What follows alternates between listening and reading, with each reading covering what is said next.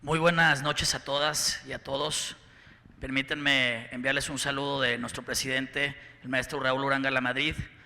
Para nosotros en la Cámara de Comercio es muy importante, además de promover tantos temas culturales, pues que es en particular del interés de todos ustedes, que es la visibilización y la preservación del patrimonio arquitectónico de la ciudad. Quiero agradecer a Guillermo Villarreal, quien es el expresidente de Arte y Cultura de la Cámara, y a Javier, quienes fueron quienes se me acercaron para platicar de esta temática y pues a través de varios meses decidimos convertirla en este pequeño foro con estos dos invitados de lujo, con Arabella y con David, quienes pues son expertos en la materia y al igual que todos ustedes pues tienen mucho interés en que lo hablemos, en que nos concienticemos y en que podamos tomar acciones concretas para preservar esta bella ciudad. La plática será primero una ponencia por parte de ellos y nos interesa mucho que sea un diálogo cruzado con ustedes para compartir precisamente ideas, experiencias y soluciones que podamos pues darle seguimiento.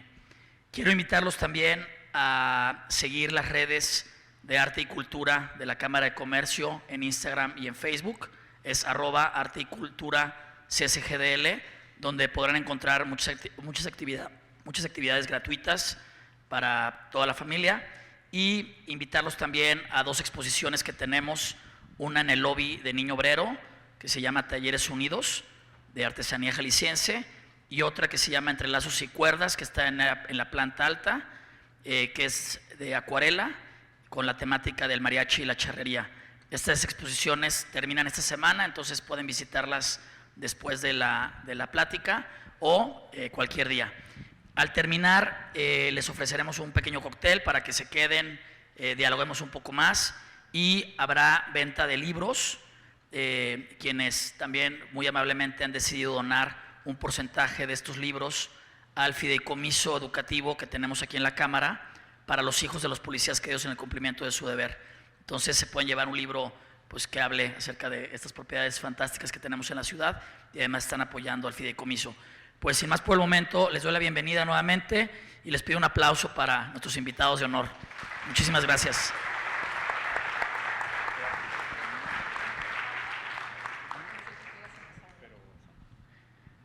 Gracias a todos por venir.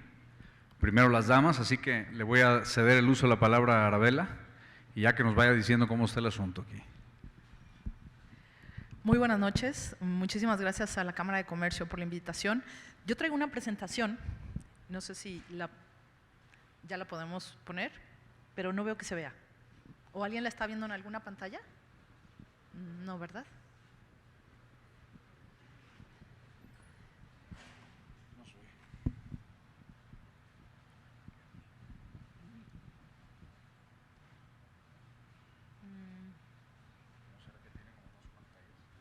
No.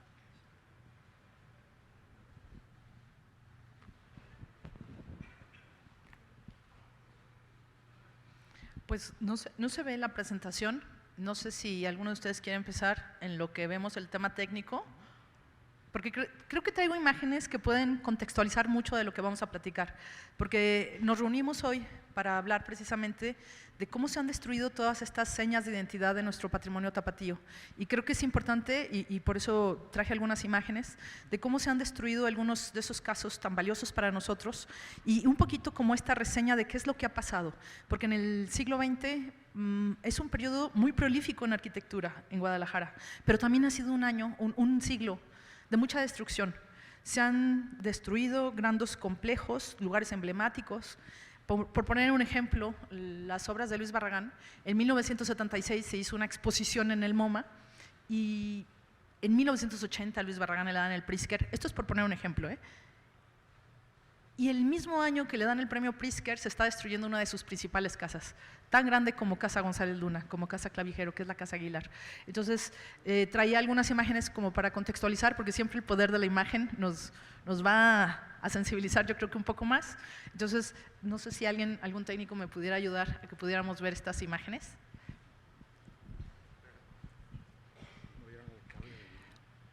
Mientras vemos esto, yo quisiera nada más comentar algo que les decía hace ratito a Arabella y a David, y es algo muy sencillo que a lo mejor a nosotros también nos pasa. Yo tengo casi 20 años yendo a trabajar todos los días, bueno, los días que voy a trabajar, esos días paso por Avenida Américas. Me voy desde el country hasta donde termina Avenida Américas, Unión.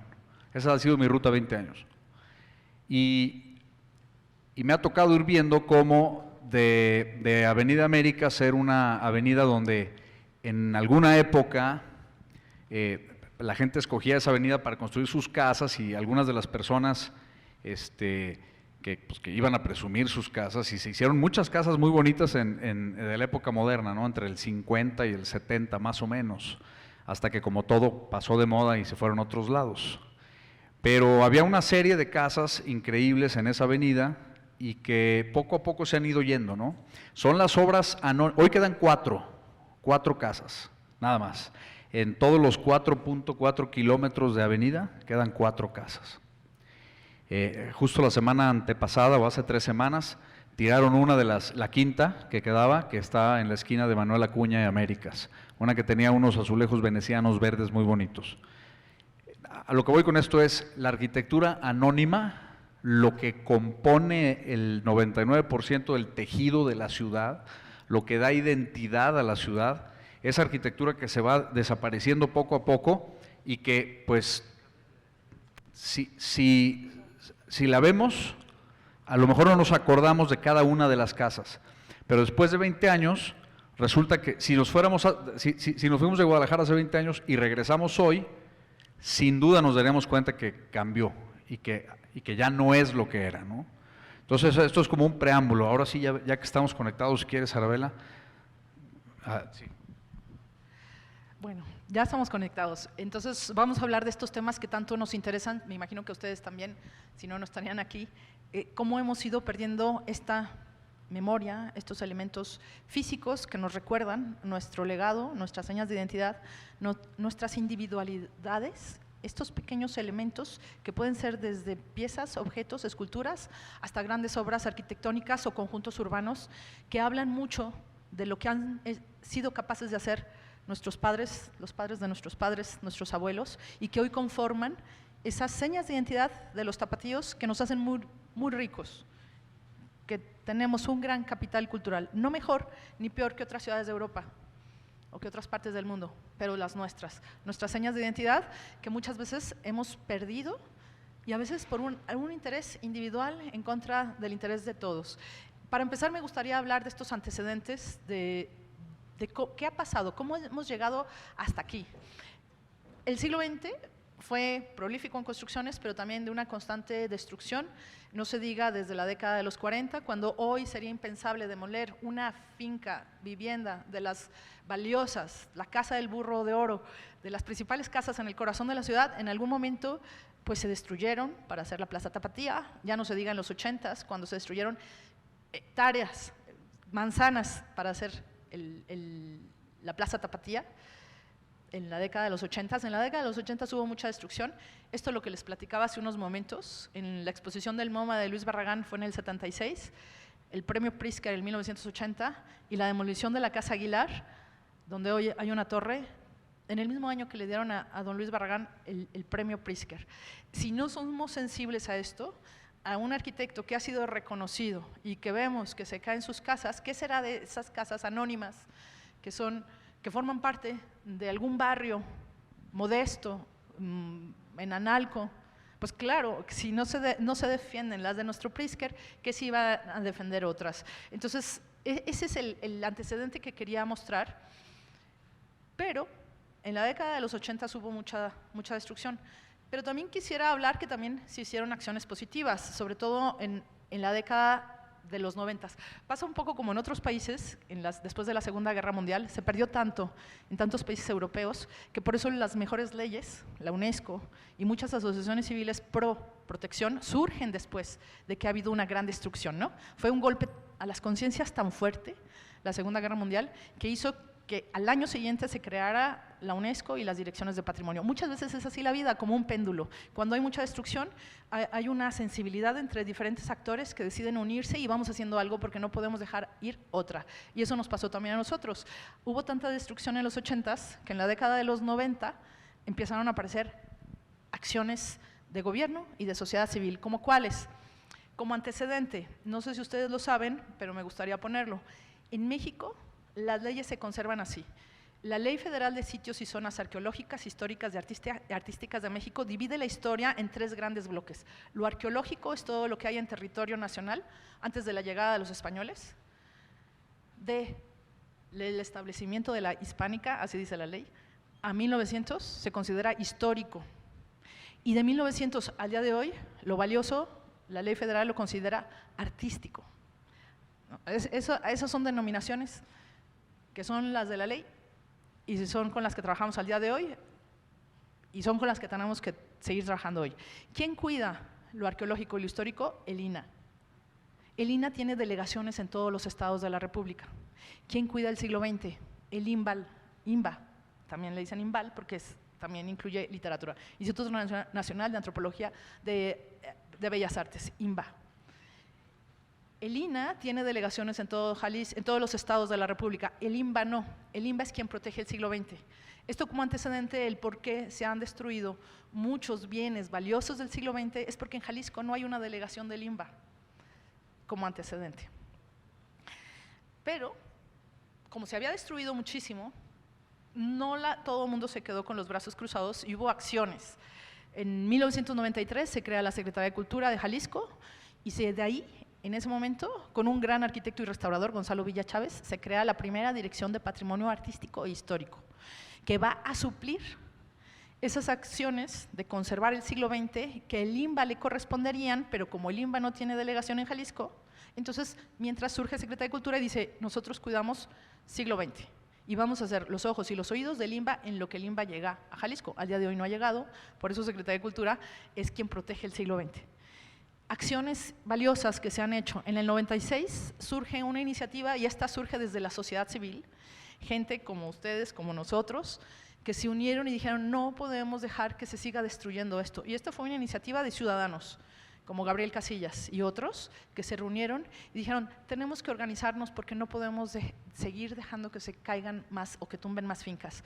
Y eso, se reúnen, sientan a la mesa al representante del INAH, al representante del INBA, al de la Secretaría de Cultura, dicen, hagamos un pacto de caballeros, hagamos un acuerdo. Este acuerdo se llama Acuerdo Interinstitucional y se hace en 1996. Gracias a ese acuerdo le debemos, entre otras cosas, que se hiciera la Ley de Patrimonio de Jalisco, la creación de la Procuraduría de Desarrollo Urbano, que va a ser como el defensor del patrimonio, no depende del gobierno para que pueda juzgar al gobierno, depende del Congreso. E imparte la Procuraduría, la justicia, en este caso la justicia urbana, pero tiene una dirección de patrimonio que va a ser como el representante de la sociedad, ¿no? Es como derechos humanos, depende del Congreso. Y también se crea un comité de dictaminación, para que la gente no tenga que ir a pedir permiso a 5 diferentes dependencias, que en un solo comité te dictamine la procedencia o improcedencia de tu bien. Otra cosa muy atractiva de este pacto de caballeros, de este acuerdo interinstitucional, es que se acordó que Jalisco, concretamente Guadalajara, había fincas valiosas históricas, pero que nuestro potencial, muchas de las fincas más valiosas eran del siglo XX y estaban en las colonias de Guadalajara, o sea, fuera del perímetro del centro histórico, la colonia americana, la colonia moderna, ¿no? Entonces, Chapalita, entonces se define un segundo perímetro, el perímetro B, y eso fue uno de los acuerdos que se lograron con este acuerdo interinstitucional. Como para que se den una idea, esto es lo que existía en la ley, pero no incluía este tipo de fincas valiosas del siglo XX. Algunas, que la ley federal no incluía como monumentos, eran aquellas que le dan mucho la personalidad a nuestros barrios. Por ejemplo, estas de la imagen de la derecha, estas casitas funcionalistas de Miki Aldana Mijares, que generan y dan la personalidad a barrios como la Colonia Americana que hay muchas como esta en la colonia americana, o las vecindades, así, pequeñas funcionalistas, que si vemos cada una de ellas en lo individual, a lo mejor no tienen los criterios para ser declarada monumental, pero que la suma de ellas van conformando la personalidad de un barrio. Estas nadie las protegía, por eso en la Secretaría de Cultura deciden añadirlas, y entonces se crea toda esta clasificación de fincas. Las que ya existían, que son las monumentales, más las nuevas. Ventajas de este acuerdo interinstitucional, que se definen estos dos perímetros, el que ya conocemos, el A, o también llamado Centro Histórico, pero también el B, que son las colonias de Guadalajara, donde se concentran el mayor número de fincas valiosas del siglo XX. El comité de dictaminación fue uno de los acuerdos, de las ventajas. La PROEUR, nuestro defensor de la ciudadanía, dio incentivos. Cuando entró Gabriel Casillas, uno de los promotores del acuerdo interinstitucional, fue el primer procurador, y recuerdo que desde el año 2000 se empezaron a dar incentivos. ¿Qué tipo de incentivos? Pues aquellos propietarios que tenían sus fincas en buen estado, les daban un reconocimiento que tú podías presentar al ayuntamiento y deducías impuestos, el impuesto predial cada año. También desde el 2003, premio a la finca mejor restaurada. Se hicieron publicaciones, guías básicas, cómo debes de conservar tu patrimonio. Desde Secretaría de Cultura se hicieron varias publicaciones, la colección de monografías, porque claro, no podemos conservar lo que no queremos, pero ¿cómo vamos a saber qué tenemos? Pues el primer paso es saber, identificar cuáles son las obras de estos arquitectos del siglo XX, ¿no? Entonces hicieron publicaciones. En el 2008 empezó a haber una redensificación en las colonias de Guadalajara, desarrollos verticales. Ha habido casos de buenas prácticas, ha habido casos de malas prácticas. Ha habido casos muy respetuosos donde en los jardines se han construido vivienda con proporciones, volumetrías armónicas con el contexto, y ha habido otros que pues la ambición no tiene límite y han crecido de manera descomunal. No estamos en contra de la redensificación, desde luego, pero que se haga de manera armónica, sobre todo si es en un contexto histórico, si vas a construir en lo construido, tener muy claro qué sí, qué no y hasta dónde. No llegar y demoler y dejar tu huella, ¿no? Entonces sí ha habido casos de buenas prácticas, casos de malas prácticas, ha habido asociaciones civiles, ha habido personas que han hecho acciones concretas. El caso de La Ronda es uno de ellos, poner placas a cada finca para saber un poquito de la historia de cada finca, o asociaciones que no son asociaciones, que son acciones más bien de personas físicas, tanto como Javier con Revisiones GDL, que nos da cuenta de la historia de cada finca y hace todo un vaciado, un peinado de la zona para hablarnos de la historia de cada finca, para que la gente conozca y disfrute y pueda conectar con el pasado, saber la historia de cada finca. O como David, con Momo GDL, que también desde su trinchera nos está subiendo toda la información del movimiento, de las casas del movimiento moderno, ¿no? En su página web no solo las identifica, sino también hay una lista de aquellas perdidas, in memoriam, para saber lo que fuimos capaces de hacer y destruimos. Después, en el 2017 y 18, se hizo el levantamiento y clasificación de todas las fincas para visor urbano. Ahí están. Se alcanza a ver las azules, que son las del centro histórico, las valiosas, las rojas, que son las más relevantes del siglo XX, y luego las amarillas claro, que son las que no tienen gran valor, pero forman parte del contexto. Originalmente tenía foto, en este momento no sé por qué no se pueden ver las fotos, creo que por lo pesado del programa, pero algo que fue muy valioso de este ejercicio de visor urbano es que nos da cuenta en el resultado del Excel. Fíjense ustedes que creo que esto fue lo más valioso de ese trabajo de visor urbano.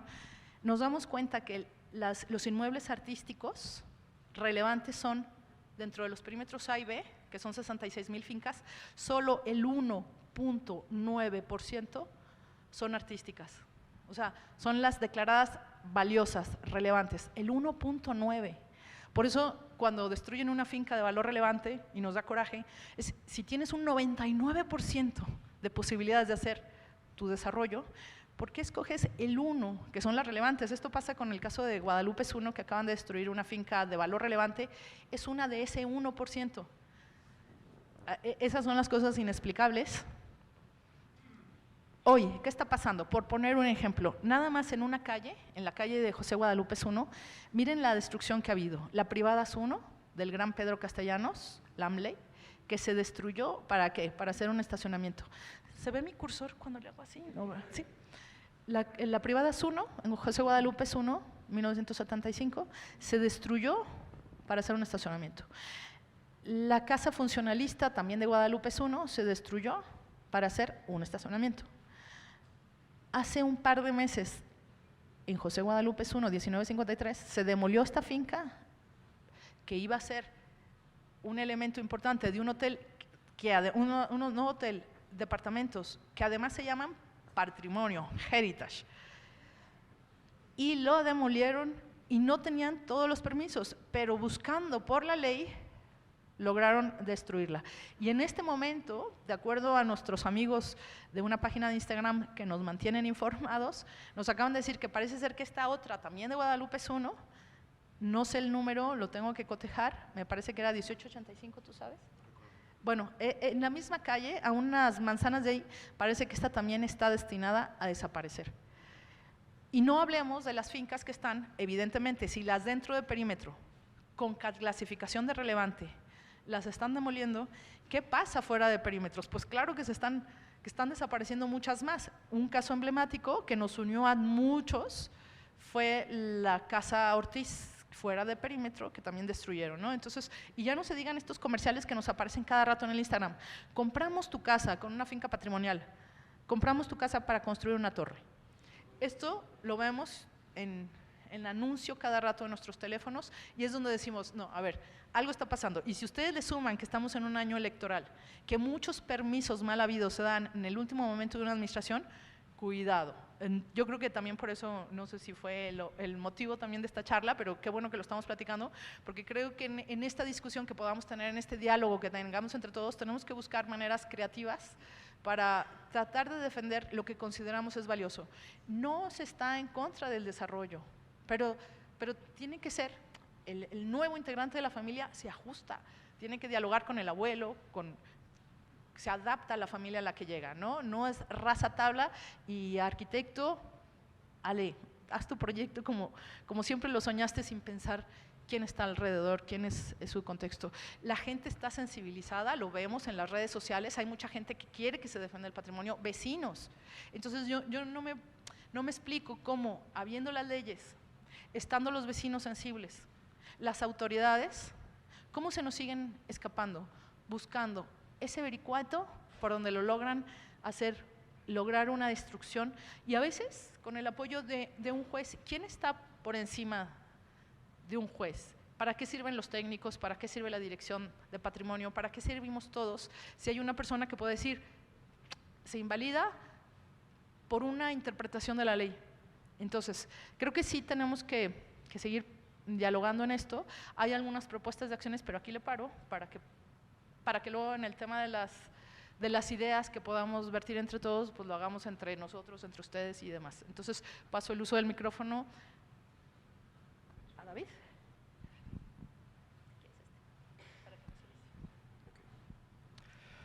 ¿Qué tal? Buenas noches.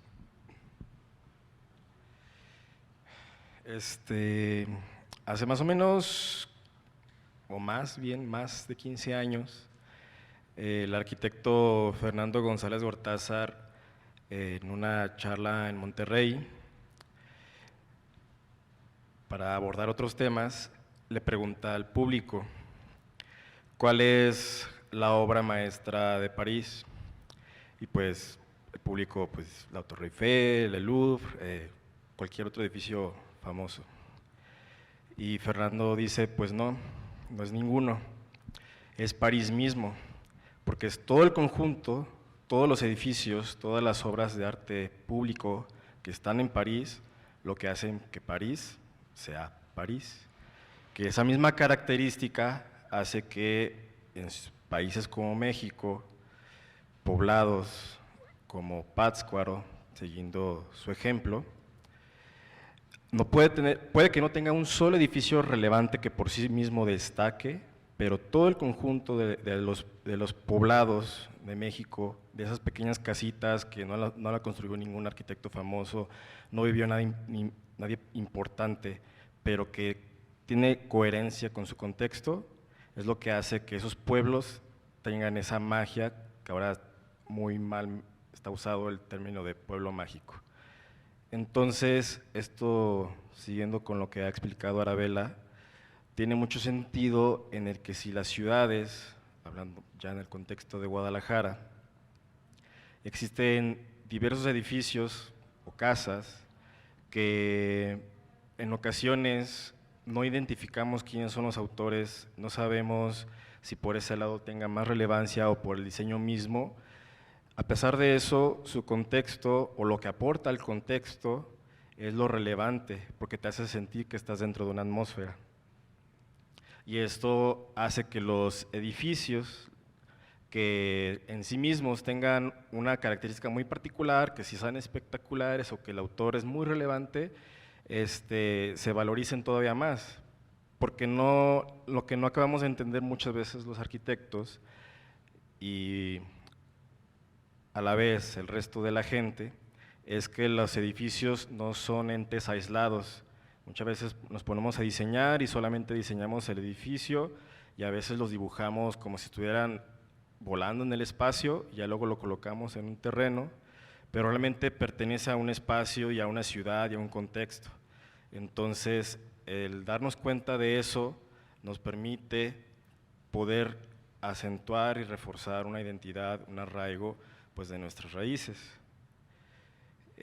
También se habla mucho de la responsabilidad que se tiene con la destrucción que provocó precisamente la arquitectura de la modernidad del siglo XX y que de alguna manera pues se está teniendo lo que dio, ¿no? Está recibiendo, cosechándose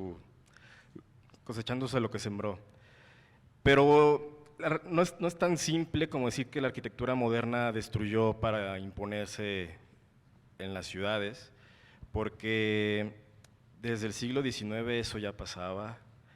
En España, en Barcelona específicamente, se dio este plan Cerdà en el que se demolió la ciudad histórica de Barcelona, la ciudad amurallada, para construir estos grandes edificios para tener mayor higiene en la ciudad. Lo mismo pasó en París con el plan Haussmann, para donde se crearon los grandes bulevares y los edificios haussmannianos, etcétera. Cada uno con diferentes búsquedas y contextos particulares, pero al final buscaron destruir para un beneficio. En este caso, pues se dieron circunstancias que hoy en día incluso esas destrucciones las podemos considerar patrimonio. Pero en el siglo XX se comienza a desvirtuar un poco porque surgen otros contextos, entre ellos el económico, que hace que los intereses cambien. El origen de la arquitectura moderna, o uno de los principales orígenes de la arquitectura moderna, es ser una especie de servicio social a la comunidad. Existe la anécdota, por ejemplo, de que durante el gobierno de Álvaro Obregón, cuando estaba José Vasconcelos como director de la Secretaría de Educación Pública, con $1 millón construyó una única escuela, y esta única escuela era muy bella, muy decorada, de estilo ecléctico, grande, pero era solo una escuela en todo el país.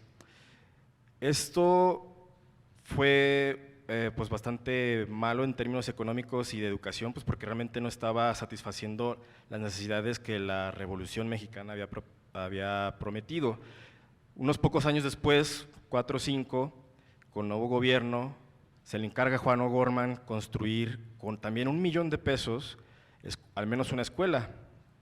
Pues ¿qué hace? Construye decenas de escuelas con ese $1 millón porque utiliza la arquitectura moderna, se utilizan materiales ya industrializados en el país, evita todo el tema de la ornamentación, ya no construye con piedra, sino con ladrillo, con vigas de acero, etcétera. Entonces, la economización de estos materiales hace que se tuviera una producción todavía mayor. Entonces, de esa manera, el servicio social que aportaba la arquitectura apoyaba realmente a la sociedad, y no solamente en escuelas, sino en vivienda, hospitales, etcétera.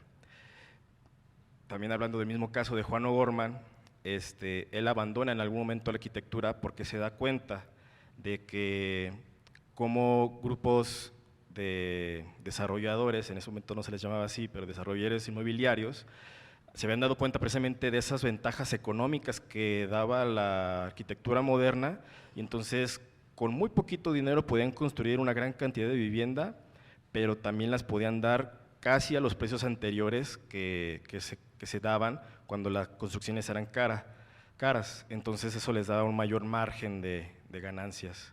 Entonces, así de a poco y con la victoria, por así decirlo, del neoliberalismo en los 80s, pues es que en la actualidad estamos sufriendo esa decadencia en cuanto a tener el mayor beneficio con la menor inversión, y eso provoca que en el plano de la arquitectura, porque eso obviamente también afecta a otros estratos, en el plano de la arquitectura pues va destruyendo la arquitectura patrimonial, lo que nos va dando identidad.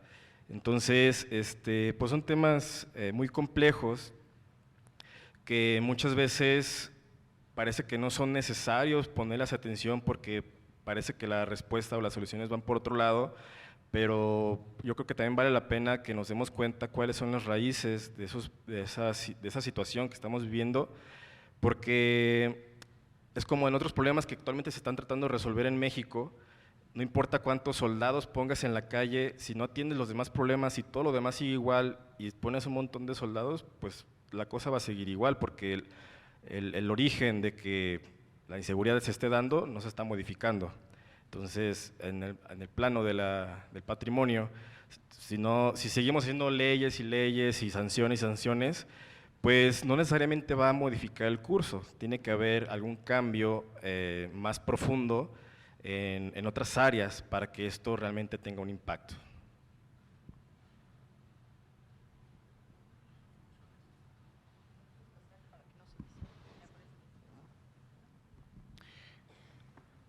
Hace unos meses salió un artículo muy chistoso en una revista diciendo que la colonia americana era el barrio más cool del mundo. No sé quién pagó para que saliera ese artículo, a lo mejor nuestro querido alcalde, yo no sé, pero funcionó porque se viralizó y todo el mundo estaba muy orgullosos de que nuestra queridísima colonia americana era el barrio más cool del mundo. Entonces, bueno, y lo digo porque la opinión no popular del día de hoy es: los humanos tendemos a autodestruirnos. Todos los días nos destruimos, poco a poco, sin darnos cuenta. Es nuestra naturaleza. Hacemos cosas todos los días que nos matan. Y sabemos que nos matan, pero no podemos evitarlo. Así es la naturaleza, ¿no? Y es esta tendencia autodestructiva del hombre, de la mujer, del humano, pues, para que no me juzguen, provoca que cuando tenemos el barrio más cool del mundo, vamos y compramos la casa patrimonial para tirarle a hacer un edificio para aprovechar que es el barrio más cool del mundo. Pero ¿qué hizo a ese barrio el más cool del mundo? La casa que tiramos. Yo quiero vivir en el barrio más cool del mundo gracias a las casas patrimoniales que tiene, pero para que yo pueda hacer eso tengo que destruirlo, ¿no? Todos los días tomamos esas decisiones, todos los días. Entonces, ¿qué tenemos que hacer? En nuestros escasos momentos de conciencia, tenemos que ponernos seguros, nosotros solos, para cuando estemos en nuestros múltiples momentos inconscientes, no nos vayamos a morir, ¿no? O sea, nadie sube una escalera pensando en aventarse, pero necesitamos barandales. Sin barandales nos caemos. Ese es el momento de conciencia que dices, qué bonita escalera como las de Barragán. Yo creo que Barragán nunca subió su escalera porque se hubiera matado ahí.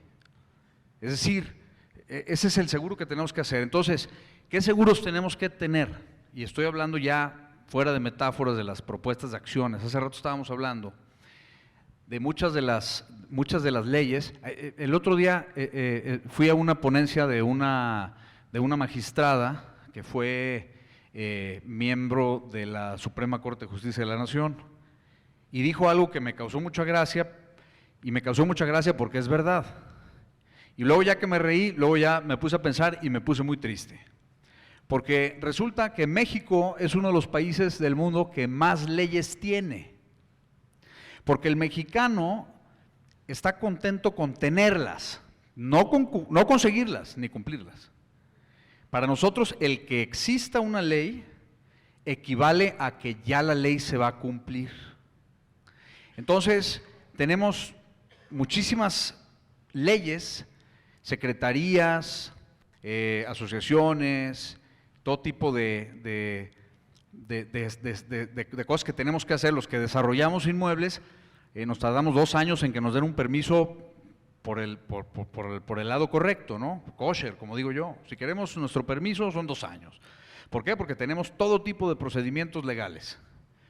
Pero pues, ¿quién quiere tardarse 2 años, no? Pues nadie, ¿no? Pues ya se te fue la lana, ¿no? Vámonos por el lado izquierdo. ¿Por qué? Pues porque México es un país donde existen las leyes, pero no se cumplen. Todo el mundo sabe eso, por eso decías del juez, ¿no? Pues el juez sabe eso muy bien. El TAE sabe eso muy bien. Hace rato comentábamos de las modificaciones que se necesitan llevar a cabo con las leyes que ya existen, pero mejorándolas para que los… Y ojo, yo me estoy poniendo un poquito más del lado pragmático, porque tanto Arabella como David saben mucho más que yo de estas cosas, pero del lado pragmático es… Dijimos, visor urbano, es una herramienta padrísima, nos permite ver muchas cosas. Y lo que les decía hace ratito, si yo me meto visor urbano y le pico a una finca y me dice que esa finca tiene 1000 metros cuadrados y un CUS de 6.4 y un COS de 0.8, pero no me dice que esa finca está protegida, no me dice que esa finca es de valor histórico artístico.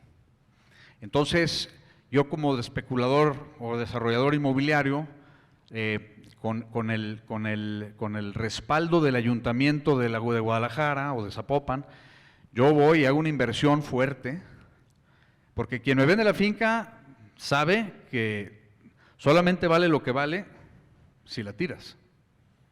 Una finca histórica vale mucho menos si no la puedes tirar. Es una cuestión económica, o sea, Adam Smith, no lo digo yo. Entonces, cuando la quieres proteger, pues te das cuenta que no hay una coincidencia, no existe esa coherencia entre las diferentes partes.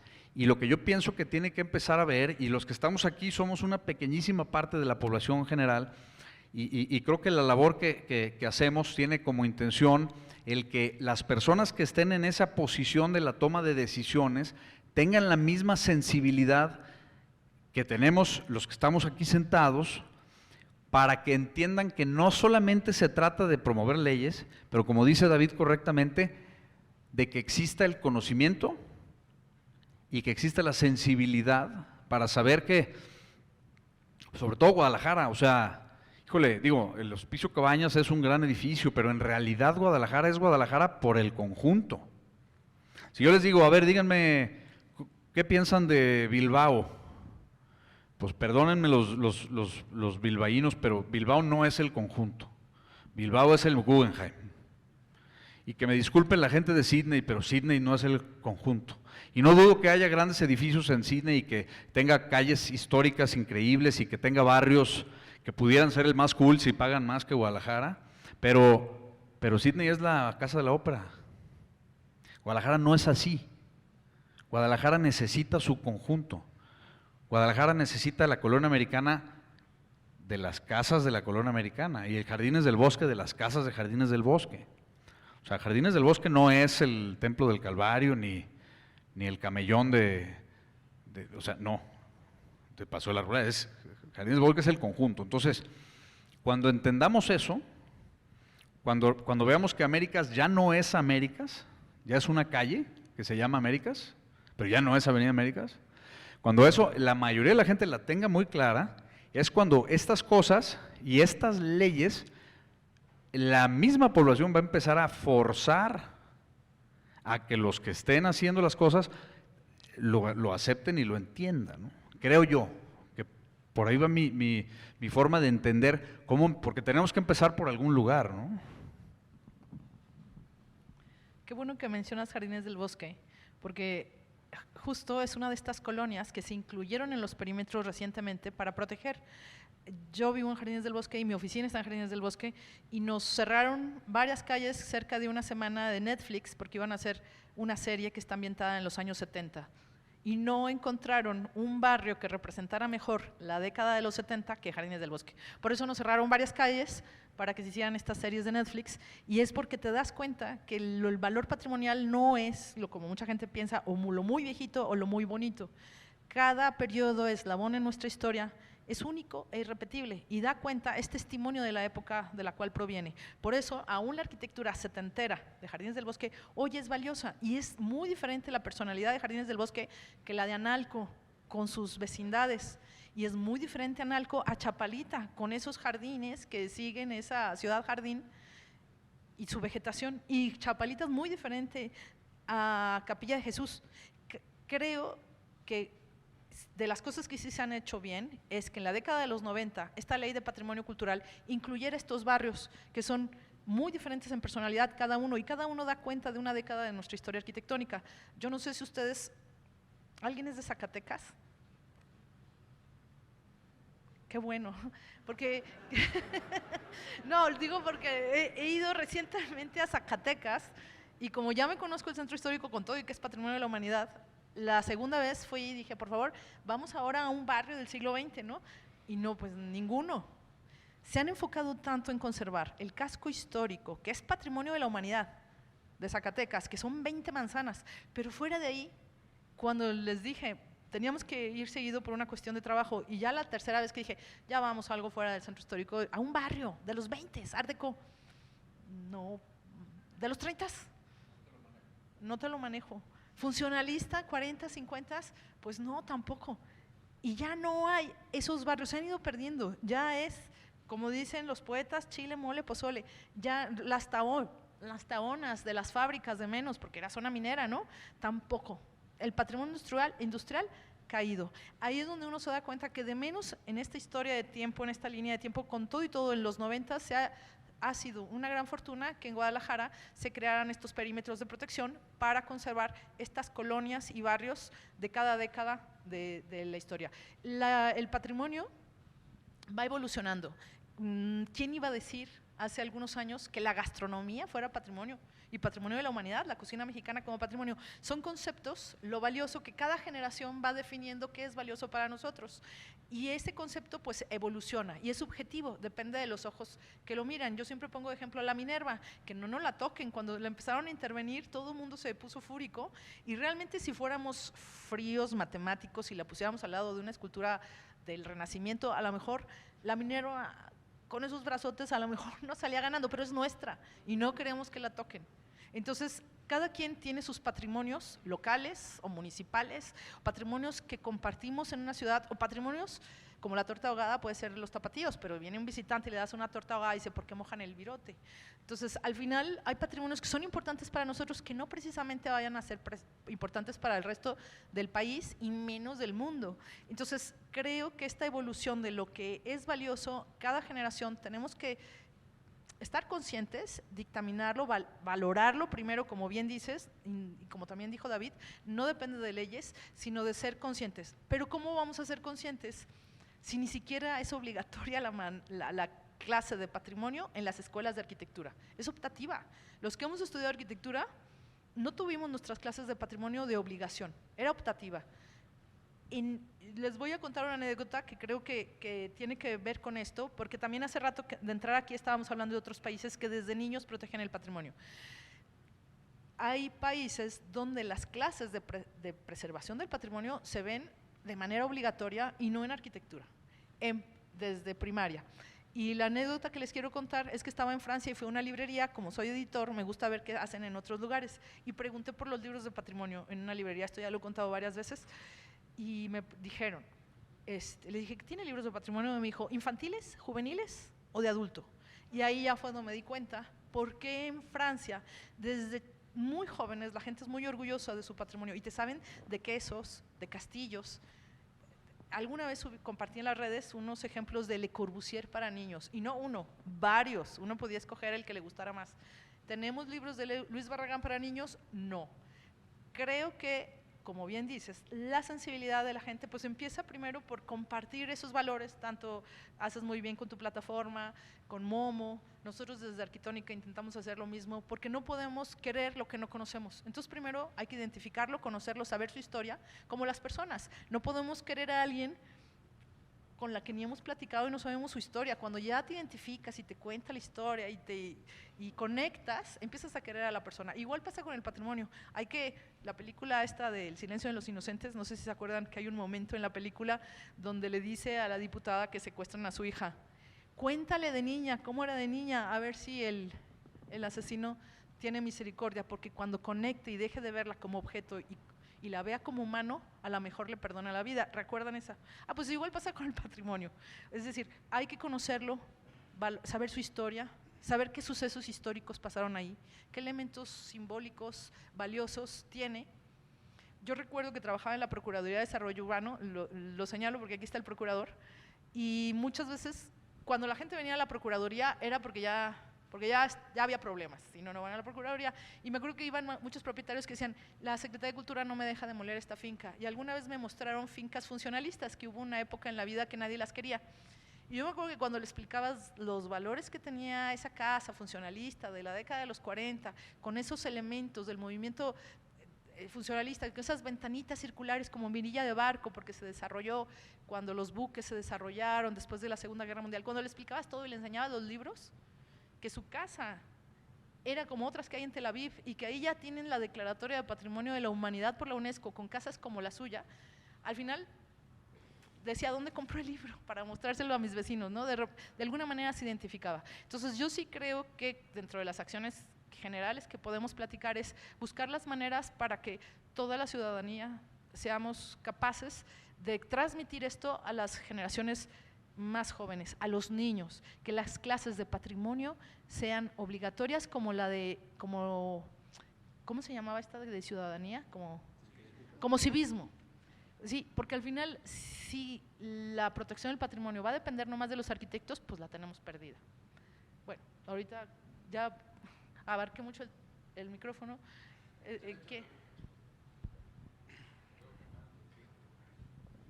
Pues no sé.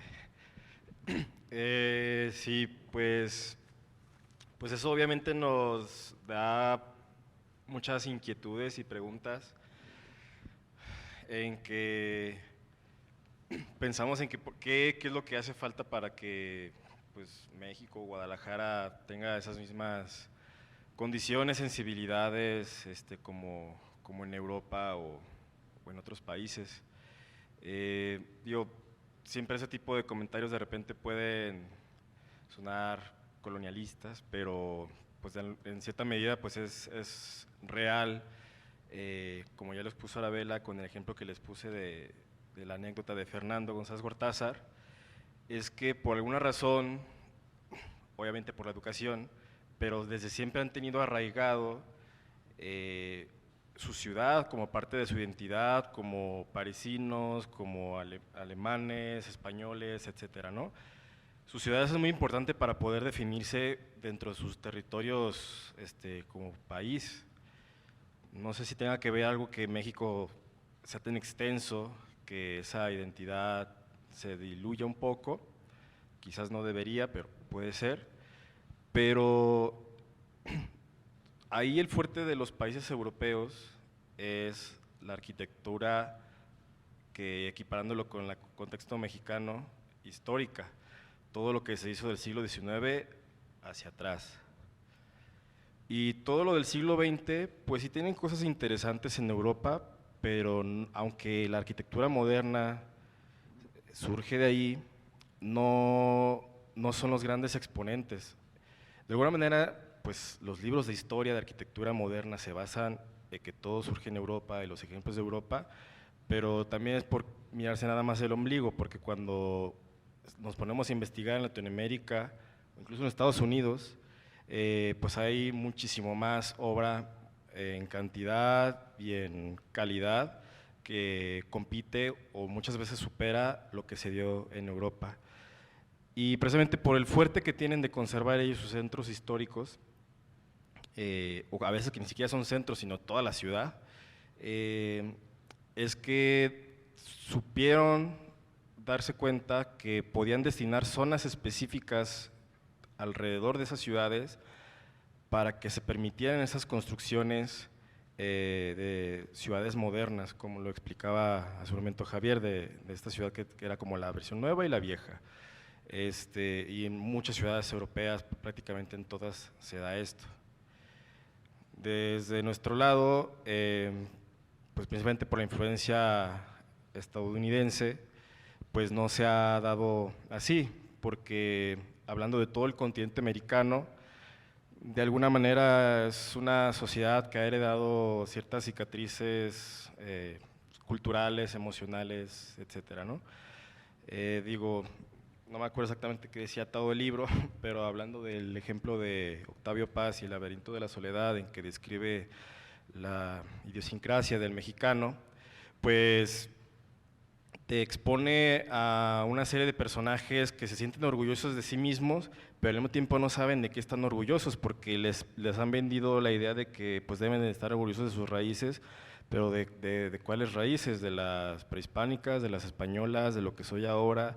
O sea, esta idea de José Vasconcelos, de la raza cósmica, de que pues somos ahora producto de una serie de civilizaciones que se vinieron a cruzar y generar una nueva, o sea, la prehispánica y lo de Porfirio Mezcolanza, que ya era la cultura española, pues venimos a hacer otra cosa nueva, ¿no? Todo eso con una justificación pues para identidad nacional, pero al final de cuentas, pues no nos sentimos, a pesar de que, de manera general, porque obviamente hay gente que sí y demás, de manera general no nos sentimos identificados de que, sí, la arquitectura española nos identifica, o la arquitectura del porfiriato con esas tendencias francesas pues también nos identifica, y pues se vino la revolución y siempre, ya todo eso anterior ya no, ahora nos identifica otra cosa. O sea, todo el tiempo estamos renovando nuestra identidad, porque nos hace falta conocer plenamente pues nuestras raíces.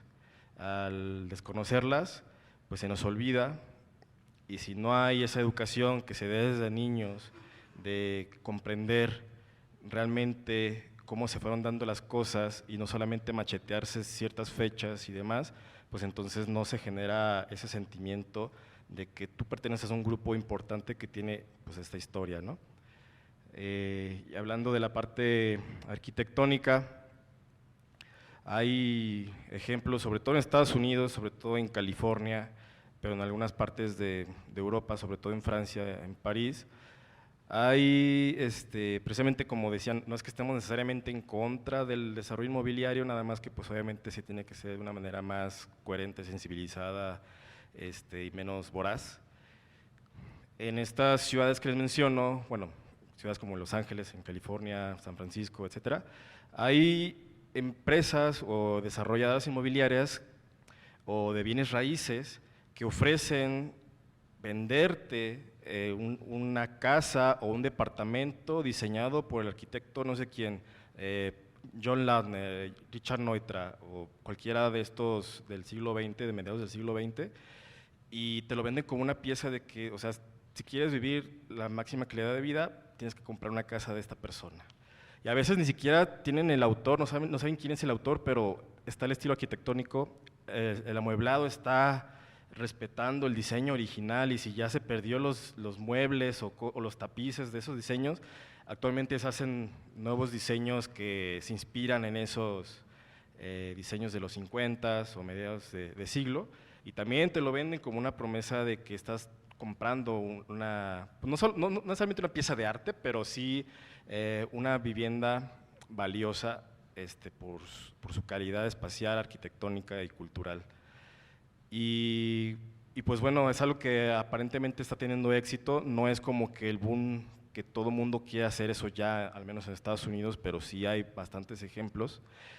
Pero pues en México como que, o en Latinoamérica en general, pues no se ha descubierto eso, ¿no? O sea, no sabemos qué tan verdad sea, pero hace unas semanas vimos que se está vendiendo una casa de Luis Barragán aquí en Guadalajara, que está en el centro, una de las remodelaciones más importantes que hizo, una casa muy grande, y entre las descripciones que da de que te conviene comprarla, es que también el plan parcial, o sea, el plan de construcción que tiene ciertas zonas, te permite construir ciertos niveles de altura, ¿no? O sea, sin decirlo, te está sugiriendo de que la puedes demoler y puedes construir una torre de unos 6, 7 niveles. Y es Luis Barragán.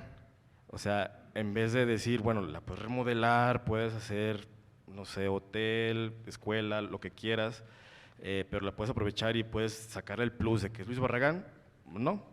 Y de hecho, no es ignorante la persona que la está vendiendo.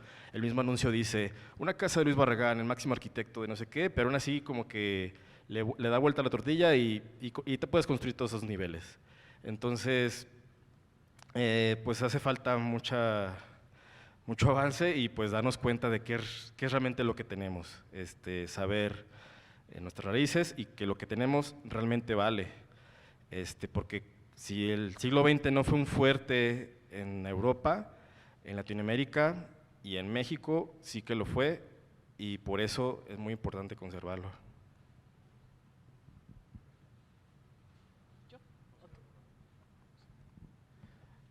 Algo rápido antes de seguir platicando con la gente, porque me interesa escuchar las ideas.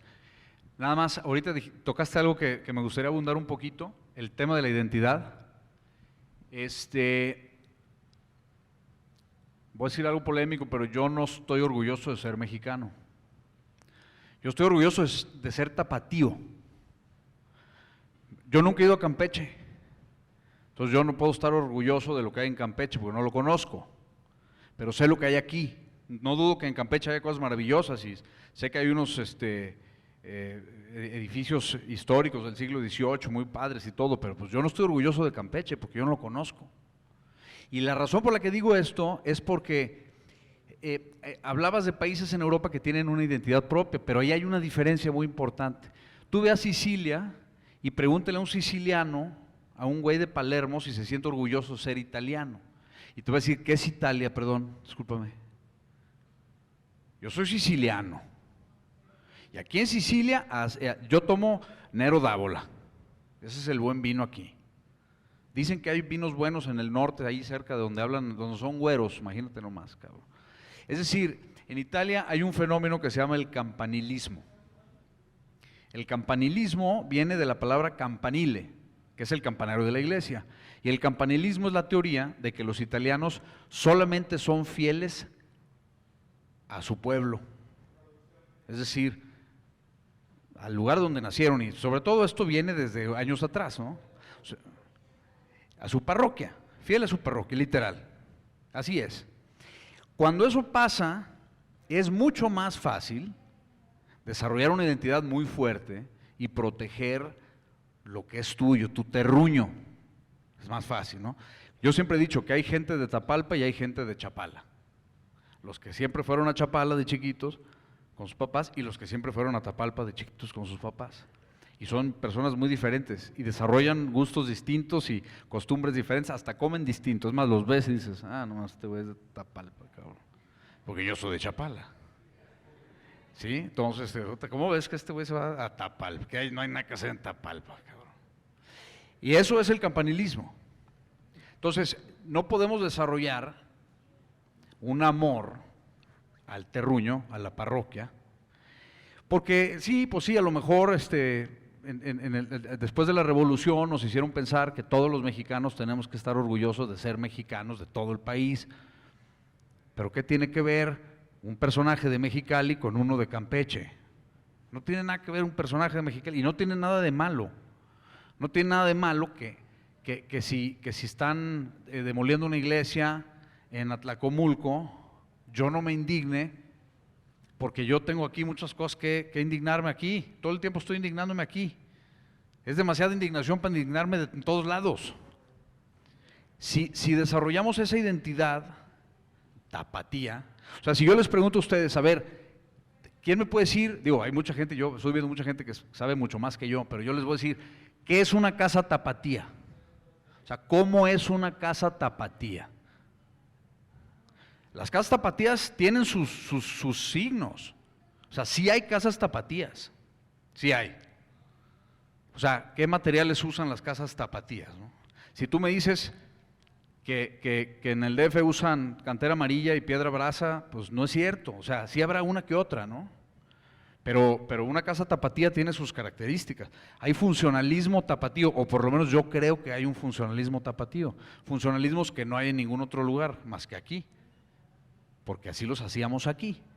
Entonces, esa identidad sí hay que ser un poquito, ¿cómo lo diré yo? Pues regionalista, para poder querer bien, ¿no? Hay gente que quiere a mucha gente, pues no, hay que querer a una bien, no puedes andar queriendo a todos. Es lo mismo con el patrimonio, con la ciudad, con las cosas construidas. Creo que ese regionalismo sí forma parte, y si sabemos que la arquitectura tapatía es digna de cuidarse, las leyes luego van a sobrar, porque tú vas y dices, no, esa casa no se debe demoler, porque esa casa sí es tapatía. La de al lado no es tan tapatía. Y como decía Jane Jacobs en su libro La vida y la muerte de las grandes ciudades americanas, para que una ciudad funcione y un barrio funcione, necesita haber una combinación entre viviendas nuevas y viviendas viejas. No puede haber solamente viviendas viejas, como el centro de Zacatecas, no puede haber eso, tiene que haber nuevas también, porque al final de cuentas la ciudad es un ente vivo, es un organismo, es como una célula, necesita reproducirse para que viva, porque si no nos convertimos en museo y no es la idea. Entonces, esa es otra manera en que yo veo la identidad como parte muy importante de la conciencia colectiva que nos va a ayudar a defender. El chiste es ver cómo, ¿no? Los comos, lleguemos a los comos. Entendemos que cambiar la ley en este momento no es muy operativo ni rápido, pero sí puede haber algunas ideas, y qué bueno que mencionas la casa de Luis Barragán en venta, que además el inmobiliario te dice, y puedes hacer una torre en una casa de Barragán, que sabemos que cuando compre va a ir, o sea, seguro comprará algún extranjero, y cómo va a comprar algo de Luis Barragán para destruir y hacer una torre. Creo que estamos llegando a algunos posibles comos. Es importante que los agentes inmobiliarios urge un curso de conservación del patrimonio y que vean que se les hable de menos de la ley, porque no es el primer caso de agentes inmobiliarios que te venden una finca de valor relevante ofreciéndote que puedes destruir para hacer una torre. Entonces ya de las acciones, sin pensar en cambiar la ley, que puede ser más complicado y que no estamos exentos a eso, pero así como acciones prácticas, ojalá que de parte de la Cámara de Comercio, dado que estamos aquí, se organicen a las inmobiliarias para darles un taller básico de preservación del patrimonio. Yo estaba acompañando a mi mamá que quería una casa para sus consultorios, ella es doctora, y la acompañé a ver casas que eran relevantes y le decía a mi mamá, mira, puedes demoler todo esto y tienes tantos cajones de estacionamiento. Yo le decía a la señora de la inmobiliaria, pero si esta zona está protegida, esta es una casa relevante, mira, no pasa nada. Es decir, a los agentes inmobiliarios les surge un curso básico, como también en su momento se les dio a los del seminario, que los mismos sacerdotes muchas veces eran los que hacían adaptaciones en sus templos, deformándolos irreversiblemente, y ya de unos años para acá ya tienen un curso de patrimonio cultural en el seminario, ahora a las inmobiliarias. Esa sería como una de esas acciones así concretas a corto plazo que pudiéramos hacer. La otra, hace rato, antes de venir aquí estábamos platicando y tú decías, es que ya sabemos que el 1 de mayo y el Viernes Santo demuelen muchas fincas, lo sabemos, son días catastróficos para el patrimonio. Si ya lo sabemos, una acción muy rápida y muy sencilla, ¿por qué no? Tener un teléfono 24 horas para emergencias en daños patrimoniales. Estamos hablando de ideas, ¿verdad? De acciones, no muy de largo plazo, concretitas, que ya sea que la Prodeur o que la misma Secretaría de Cultura, no sé si a ti te pasa, pero cuando están demoliendo algo siempre nos etiquetan. Y queremos buscar a alguien a decir, paren, porque en 3 horas se pueden echar 300 años de historia. Y en lo que ven si tiene permiso y es 1 de mayo y no hay inspectores, de acá que regresen el lunes a trabajar, ya no queda piedra sobre piedra. Entonces, cosas concretas, sencillas, teléfono 24 horas con policías que puedan tener la facultad de clausurar, o inspectores que trabajen 24 horas, teléfonos de emergencia, por ejemplo.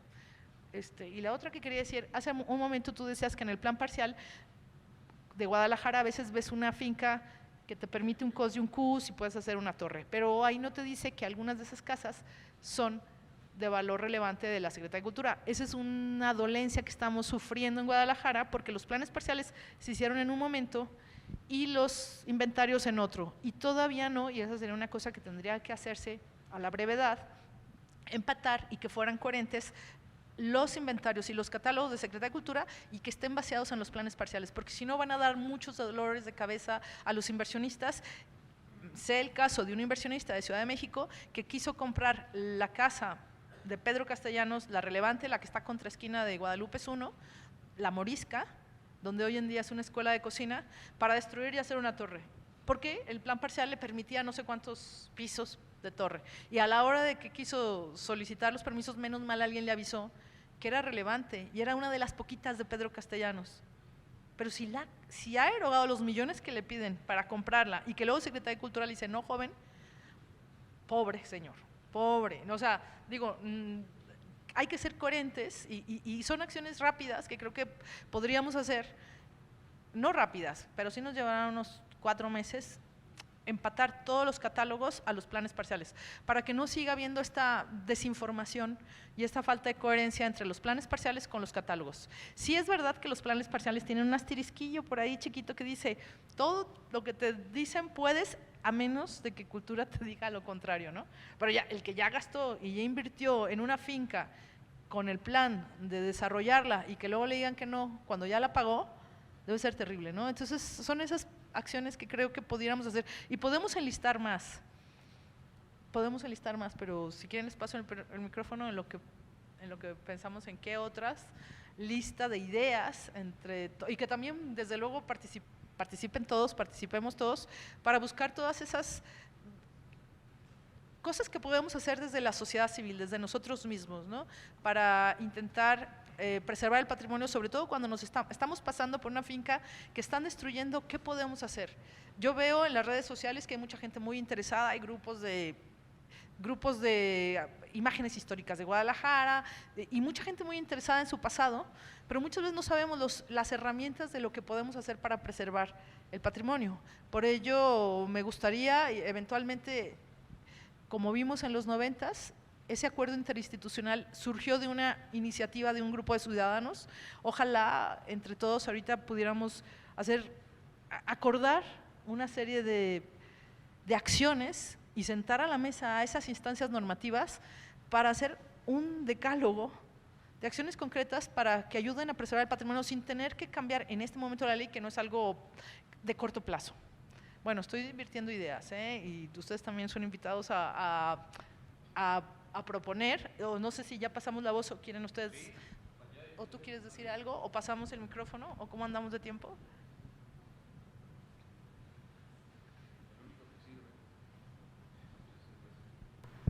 Sí.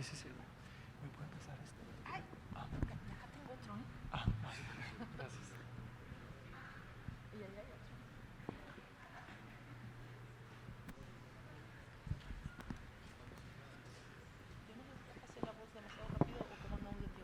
Buenas noches, muchas gracias por la enriquecedora plática.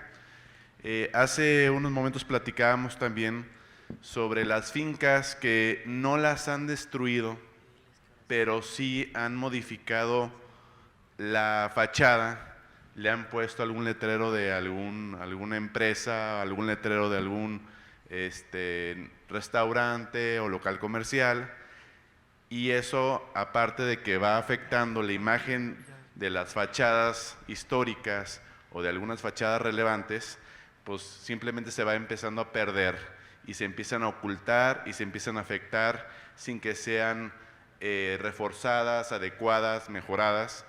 Y yo creo que en este punto sí tendría que ser algo también la sociedad civil, conjuntamente con los gobiernos municipales y estatales, para evitar que si esas imágenes como locales comerciales, restaurantes o demás anuncios que se ponen en las fachadas de las propiedades afecte visualmente ese conjunto de propiedades, pues obviamente ya se puedan renovar, quitar y en su caso pues adecuar para que se siga luciendo las propiedades, porque muchas veces las mismas fachadas pues se empiezan a perder y perder y perder detrás de esos anuncios y se empiezan a ir afectando hasta que se pierden totalmente de la, digamos, de la visión, y ya después lo que sigue es que se tumben y se haga otra cosa.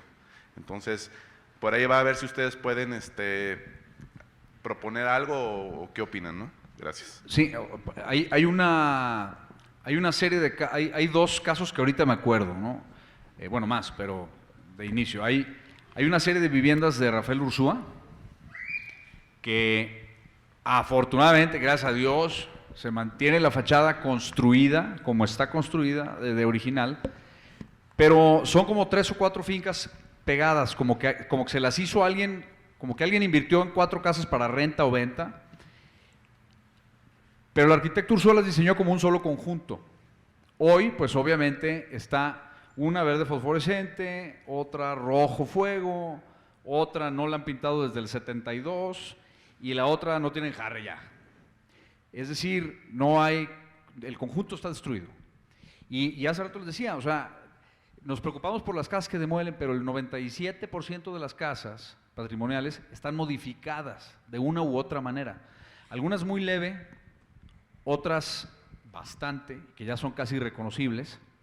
Hay una serie de viviendas del maestro Porfirio Villalpando, el maestro de obras anónimo que hacía las casas, y igual, ¿no? Hay unas que están ahí por donde está el Puente de las Damas, en la Avenida La Paz, completamente modificadas con letreros de aceite fulano de tal, y una le pusieron la cortina de fierro, y eso, yo creo que el primer paso es que nos cause indignación. Y en otros lugares del mundo no tiene nada de malo que llegues con tu vecino y, oye, mi hermano, no mames, no pintes así tu casa.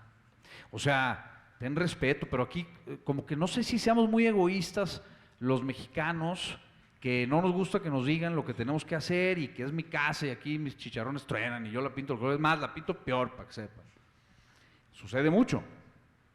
Yo durante un tiempo vendí casas, y yo inocentemente dije, bueno, mira, como ya sé que si las pinto todas blancas a los 6 meses van a estar todas de todo el... Colores que yo no sabía que existían, ya había a los 6 meses. Entonces dije, bueno, voy a ponerles 6 diferentes tonos de colores para que por lo menos haya individualidad. No, pues les da igual, o sea, ahora la pintan igual que el de al lado, porque nadie les puede decir lo que tienen que hacer, pero esa parte sí se podría regular y no es tan difícil. Ya las casas ya están construidas. Una ley, pero que sí se cumpla, que diga, tu casa es patrimonial, carnal, la tienes que pintar de estos tonos de color porque así es el centro histórico, ¿no? Ahora el Oxxo es el que más respeta porque les pone sus letreritos en el centro histórico, para que el Oxxo sea lo más decente y el de al lado esté todo pintarrajeado, algo tiene que cambiar.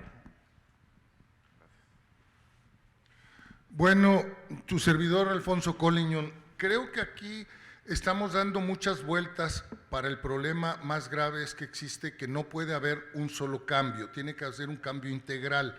Por ejemplo, tú puedes meter todas las leyes que quieras para que el patrimonio se tenga, se conserve y todo, pero si no cambias la ley de banca, crédito y finanzas que te dice que ningún banco te puede prestar en una propiedad de más de 100 años, pues no vamos a poder que alguien que tenga una casa de esas, que no tenga el recurso económico, pueda pedir prestado para remodelarla, para arreglarla y para todo. ¿Qué pasa? Que las dejan que se caigan y ya caída, pues se cayó sola y ahí te va. ¿Por qué? Porque no hay eso. Segundo, hemos dejado la sociedad a nuestros queridos diputados, que cada vez son más aberrantes y más ignorantes en lo que a su trabajo corresponde. No nos ponemos con ellos, el colegio de ingenieros, el colegio de abogados, las asociaciones de inmobiliarios, las asociaciones de condóminos, de fraccionamientos, de colonos, de vecinos, etcétera, para que los planes de desarrollo cada 3 o cada 6 años estén de acuerdo con la necesidad de la sociedad, no con el gusto y capricho de nuestras queridas autoridades, ¿sí? Entonces, si todos, claro, hay cosas que vamos a tardar mucho. Por ejemplo, analizar las leyes que existen y ver cuáles son funcionales y cuáles son leyes que se hicieron nomás para ponerlas, ¿sí? Entonces, si todos, ahora sí, la realidad, como dijeron, la solución somos todos, los colonos, los vecinos, los estos. En otros estados de la República donde yo he vivido, por ejemplo, sea colonia, sea fraccionamiento, seamos vecinos, que cada quien compró como se le pegó su gana, tú no puedes pintar tu casa del color que quieras de afuera, por dentro puedes hacer lo que quieras. Los vecinos deciden, hoy vamos a poner estos colores de azul y puedes pintarla de este color. No puedes pintarla de verde, de amarillo y de azul. O sea, pero no existe asociaciones civiles que tengan un peso específico, ni siquiera el Colegio de Arquitectos, ni siquiera el Colegio de Abogados, porque nuestros gobernantes hacen las leyes con las patas y no hay quien le diga, oye, espérate, eso está mal, no se puede funcionar. O la ley es muy buena, pero el reglamento es pésimo, ¿sí? Entonces, dentro de todo lo que se puede hacer son las soluciones que hice para corto plazo, pero si nomás vamos a corto plazo, vamos a seguir igual de por vida. Tenemos que hacer a corto, a mediano y a largo plazo. A largo plazo es que hay unos diputados, tanto estatales como federales, que se encargan de todo este tipo de cuestiones. Hay unas comisiones que normalmente, y te voy a poner por ejemplo el ejemplo de Jalisco, los últimos dos de la Comisión de Cultura del Congreso del Estado, pues sirven para nada, no han hecho ni siquiera una iniciativa de ley y jamás han pasado de lo que ya tenían autorizado en comisiones pasarlo al Pleno. ¿Pero por qué pasa eso? Porque la ciudadanía no le reclama, no va y le dice, ponte a trabajar, eres un esto. Bueno, no son insultos, son adjetivos calificativos, porque si yo le estoy pagando porque trabaje y no mete ninguna iniciativa, pues perdóname, estás flojeándole o que dejas la comisión o no. Entonces, tenemos que sumarnos todos para eso. ¿Por qué? Porque, por ejemplo, hay fincas, yo me acabo de ver una hermosa en México, en Paseo de la Reforma, que la casa se conservó, pero tenía un jardín inmenso y ahí se hizo el edificio. Pero la casa es el lobby del edificio, quedó hermosísimo, son las oficinas de los directivos y tiene un edificio inmenso atrás en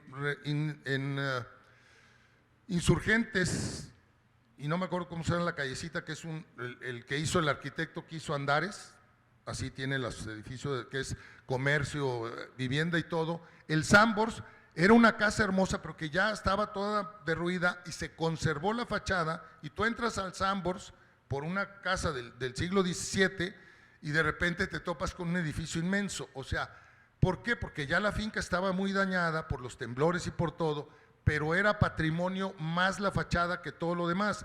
Entonces se conservó la fachada. También hay que ser, por ejemplo, esta casa de Barragán, si yo quiero hacer un edificio y te conservo la casa y hago el edificio como dos casas que están en la Real Colonia Americana, frente al Mercado Juárez, que esa es la Real Colonia Americana, son 4 cuadras, todas las demás son otras colonias que eran originalmente, ahí se respetaron las dos casas y se hizo el edificio. Entonces, ahí es la zona común, puedes hacer, está el gimnasio y todo en las casas, y se conservaron y se modificaron, ya es viejo y nuevo. Entonces, pero no nos hemos puesto la ciudadanía a trabajar en conjunto con quien hace las leyes, con quien hace los reglamentos, con los regidores, con los diputados federales, con los senadores, con las autoridades que profesan, dan las licencias. ¿Por qué no le vas a dar licencia a y por qué sí? Pero plantearlo también, y como dice, sí, hay que enseñar a los inmobiliarios. No, hay que enseñar primero a los vecinos, porque el vecino es el que le da la casa al inmobiliario. Si los vecinos saben lo que tienen, a la hora de vender, pues van a poner sus condiciones de venta. Ves unas casas que dicen, se vende para comercio.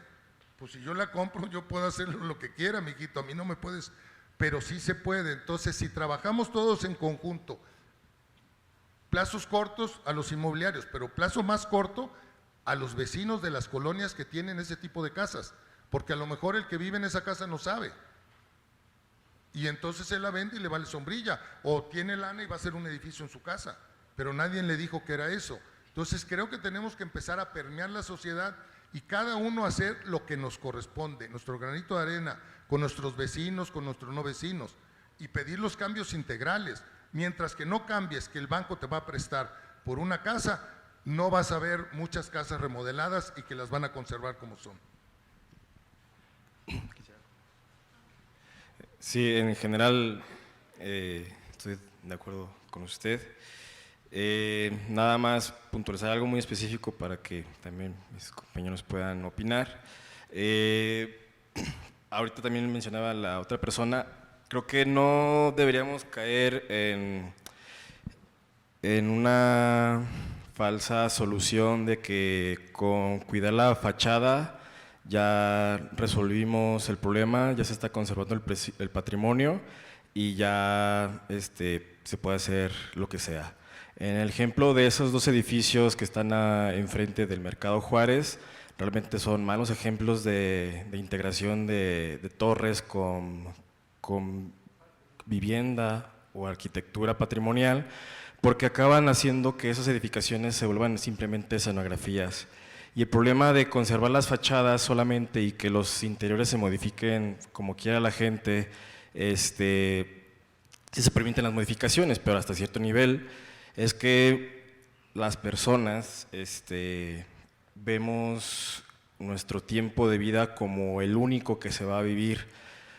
El tema se aborda más con el cambio climático de que debemos conservar los mares, los bosques, las áreas verdes, la naturaleza, etcétera, para las futuras generaciones.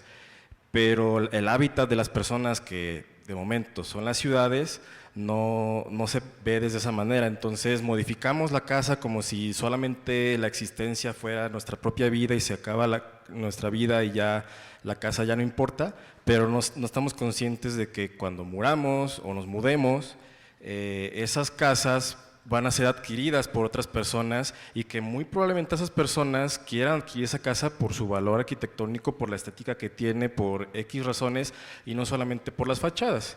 Porque de nueva cuenta, si no solamente es una cuestión escenográfica que nos hace creer que la ciudad es de tal manera, y si queremos realmente interpretar cuáles eran los modos de vida de X periodos, y ahora que le entremos a la casa, el edificio, la torre, lo que sea, y vemos que no es lo que realmente era, pues entonces no estamos restaurando, ni recuperando, ni conservando la historia.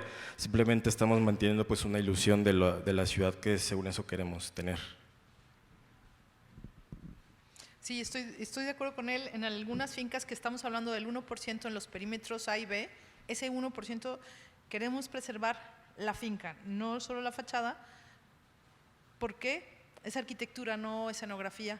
Y sin embargo, estoy de acuerdo con lo que dice, no es posible que no podamos pedir un préstamo bancario porque nuestra finca tiene más de 60 años, cuando muchos de nosotros quisiéramos precisamente comprar una finca histórica para vivir en una finca histórica, por el placer de tener esa casa con ese patio, con esos jardines en esa zona y que los bancos no nos presten para fincas.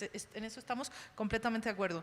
Yo mencioné las acciones de corto plazo, pero claro que de largo plazo hay muchísimas. Desde luego también tener esas asociaciones civiles fuertes. Cada colonia debería de tener una asociación que defendiera la arquitectura de su barrio. Ejemplo de ello, y que lo han hecho muy bien y que sí existen, es Chapalita. Chapalita realmente está haciendo mucho por su arquitectura, por preservar sus fincas, y a veces es hasta más importante tener primero el aval y el visto bueno de la asociación de vecinos que de mismas obras públicas. Ay, iba a decir otra cosa, aprovechando que comentó algo, pero ya se me olvidó. Ahorita con la siguiente pregunta nos acordamos. Sí, creo que soy yo. Acá. Tengo 3 cuestionamientos que voy a intentar más o menos unir, a ver si se pueden convertir en uno solo. Creo que en general es muy difícil como apreciar el arte cuando lo estás viviendo dentro de la misma época en la que se da el fenómeno, ¿no? Y dentro de esta cuestión sería como, ¿cómo podemos a raíz de eso estructurar nuestra postura en relación a la evolución de la identidad? O sea, ¿hasta qué punto permitimos o no permitimos? Y también quería preguntar, no sé si ya existe, pero si no existe, ¿hasta qué punto resolvería el dar un fomento a las inmobiliarias para que elijan como desarrolladores de sus proyectos a cierto tipo de arquitectos, ¿no? Como para desde ahí empezar a plantear una identidad o hacia dónde queremos llevar los paisajes de nuestras nuevas zonas habitacionales, ¿no? Que pensando en que esta nueva construcción de las residencias y los edificios enormes no se puede detener, ¿no? Por la cuestión del crecimiento de la ciudad. Y por último, hace unos meses estuve en la colonia Colinas de San Javier, que es una colonia muy, muy bonita, con casas preciosas, y me corrieron porque no vivo ahí, no puedo ni siquiera caminar por esa zona. Entonces, en relación a lo que planteaban como de generar una identidad tapatía, ¿cómo puedo generar una identidad con un patrimonio al que ni siquiera tengo acceso siendo que vivo aquí? Qué pena que se acaba de ir la periodista para que escuchara lo de las colinas de San Javier, porque eso sí va ahora sí que contra los derechos humanos, y eso es como para denunciarlo. Nosotros también cuando hicimos inventario, yo hacía inventario con alumnos, y más de alguna vez algún alumno lo levantó la policía porque se quejaron los vecinos de que ahí hay alguien merodando. O sea, eso sí es de tomar atención y que se sepa, porque no te pueden prohibir el acceso a ningún lugar. Contestando tu primera pregunta de la identidad, fíjate, en Estados Unidos se declara patrimonio algo que ya pasó 50 años, porque muchas veces necesita como ese enjuague del tiempo como para poderlo ver con cierta perspectiva.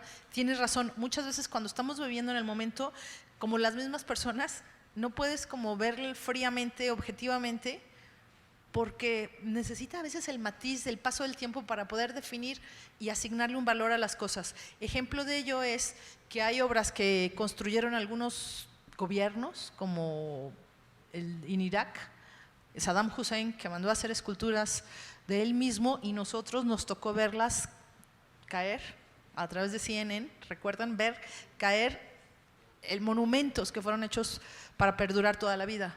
En cambio, hace unos días declaran el primer McDonald's en Estados Unidos como patrimonio, o la cochera de Steve Jobs es National Landmark, por lo que sucedió ahí, porque en esa cochera, que no tenía ningún valor estético, porque es igual que la cochera de al lado y la de al lado y la de al lado, y hay muchas cocheras iguales en ese barrio de San Francisco, pero ahí fue donde Steve Jobs, en esa casa concreta, hizo la primera computadora Apple.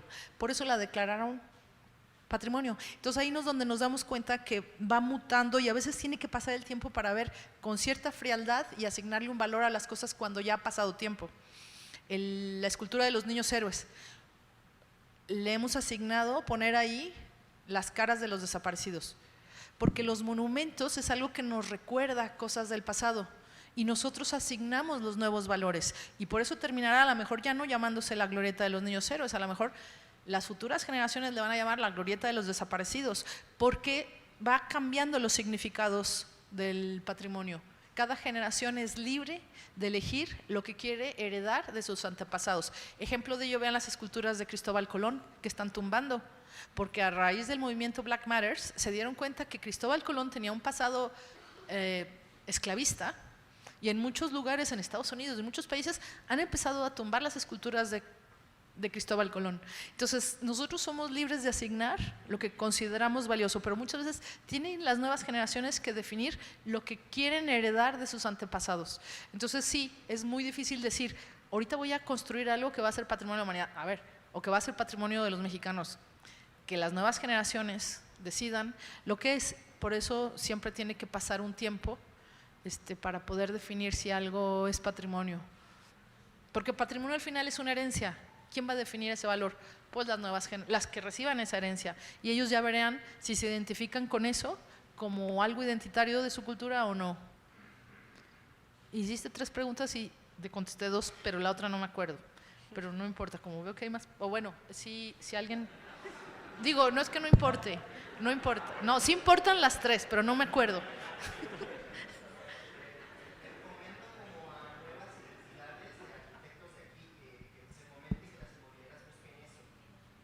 Hombre, sería buenísimo.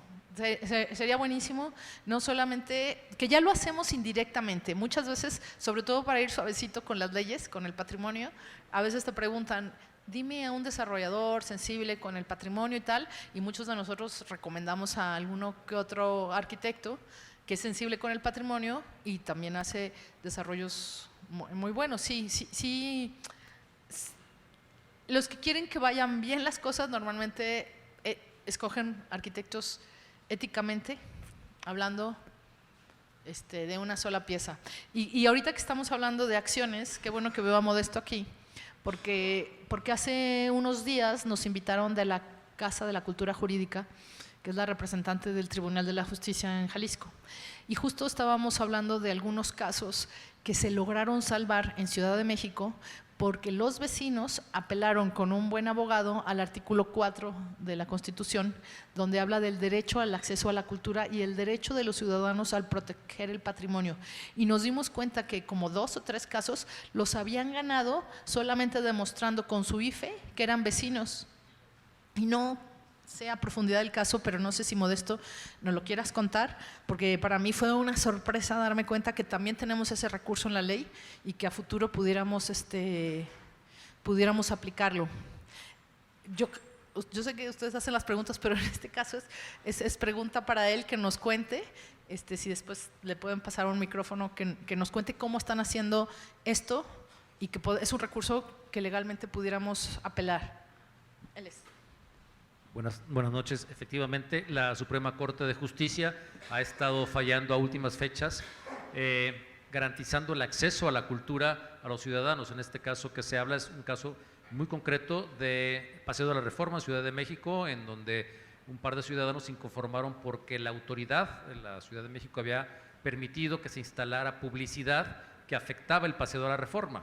Ellos no se les hizo correcto, pero los tribunales empezaron a darle el favor a la autoridad y ellos siguieron con el trámite hasta llegar a la Suprema Corte, y la Suprema Corte, atendiendo al artículo 4 constitucional, les da su derecho a decir, oye, efectivamente con este tema transgeneracional que hemos estado viendo, en donde el patrimonio no solamente es de esta generación del siglo XXI, sino que también estamos con una obligación de aumentarlo y transmitirlo a futuras generaciones, es que se le dio el fallo favorable a estas personas, y en un acto muy burdo, los jueces de primera instancia le decían, a ver, demuéstrame que desde tu balcón vas a estar, se te va a obstruir la visual del inmueble. No, a ver, es que desde mi cuarto no, ni desde mi comedor, pero sí en el transcurso a mi trabajo yo te puedo demostrar que vivo en esta colonia, aquí está mi IFE, y que tomo el Metrobús en esta zona, y que realmente yo vivo en esta Ciudad de México porque quiero una calidad de vida, es la ciudad de los palacios, quiero ver los inmuebles patrimoniales que tengo. Y bueno, afortunadamente ya gracias a esta modificación, que tiene poco la modificación del derecho al acceso a la cultura en nuestra Carta Magna, que se pudo hacer este fallo de la Suprema Corte de la Justicia de la Nación. Hasta ahí la pregunta, y contestando también algunas cuestiones que decías, Javier. Hay un reglamento del patrimonio del cultural urbano en el municipio de Guadalajara, en donde prevé que las fincas de una unidad estilística no se pueden dividir en diferentes colores, que cuida precisamente lo de los letreros, del Oxxo, etcétera, etcétera. ¿Qué falta? Que el ayuntamiento se ponga las pilas, porque el reglamento ya existe, es un reglamento municipal muy viejo, es del 90 y tantos y está vigente. Se meten a la página de transparencia y ahí está. Y si me permiten, puedo decir una aportación que es la que yo permitiría, me gustaría que quedara en la mente de todos. Si hubiera voluntad, creo que la Secretaría de Cultura debería de gestionar ante el gobernador la modificación a un artículo a la Ley de Patrimonio Cultural del Estado de Jalisco y sus municipios. La ley federal prevé que si hay un inmueble de valor estético relevante, el Instituto Nacional de Bellas Artes puede emitir una declaratoria de emergencia.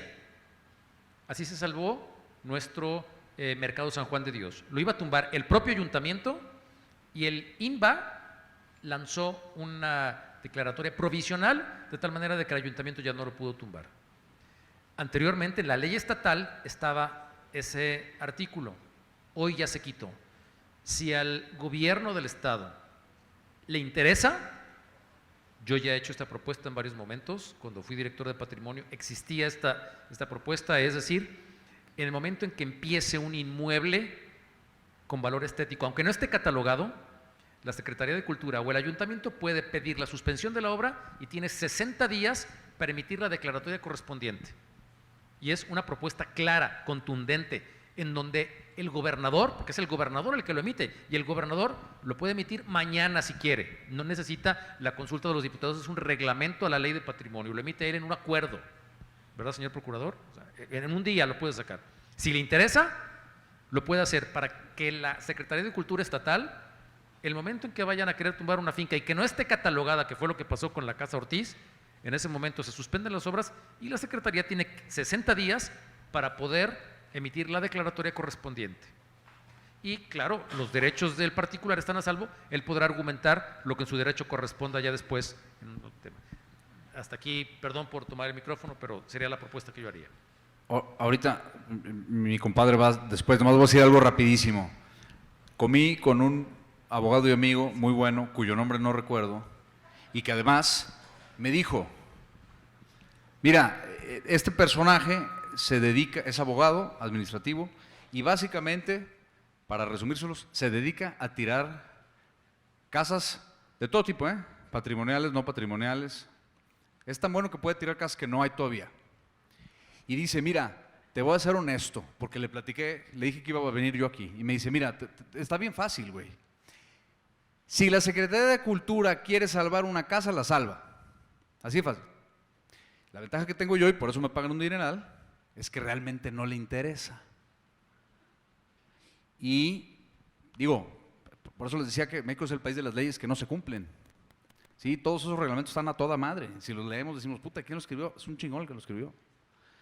Pero, ¿quién se encarga de que eso se cumpla? Ese es el problema, no la ley, no el reglamento, el personaje. Ese es el problema. Entonces, y aquí había un compadre que se acaba de ir, que trajo a su hija, y que además sabio el güey porque compró mi libro. Y yo lo que les iba a decir es, todo lo que ahorita estamos discutiendo está chingón, pero alguien me dijo alguna vez, mira, nosotros ya valimos madre, ya estamos del otro lado, ya estás viejo. Los únicos que pueden realmente de fondo, y como decía el señor acá, cambiarlo de neta, no solucionecillas. Yo le decía a David y a Arbela, vamos armando un comando de Viernes Santo, nos disfrazamos, agarramos los pinches palos y nos vamos ahí a vigilar la colonia americana y el primer güey que veamos, pues a putazos, o sea, pues chin chin. Ese es el comando Viernes Santo, el que esté interesado me echa un grito, porque a veces yo el Viernes Santo me aburro, no tengo nada que hacer.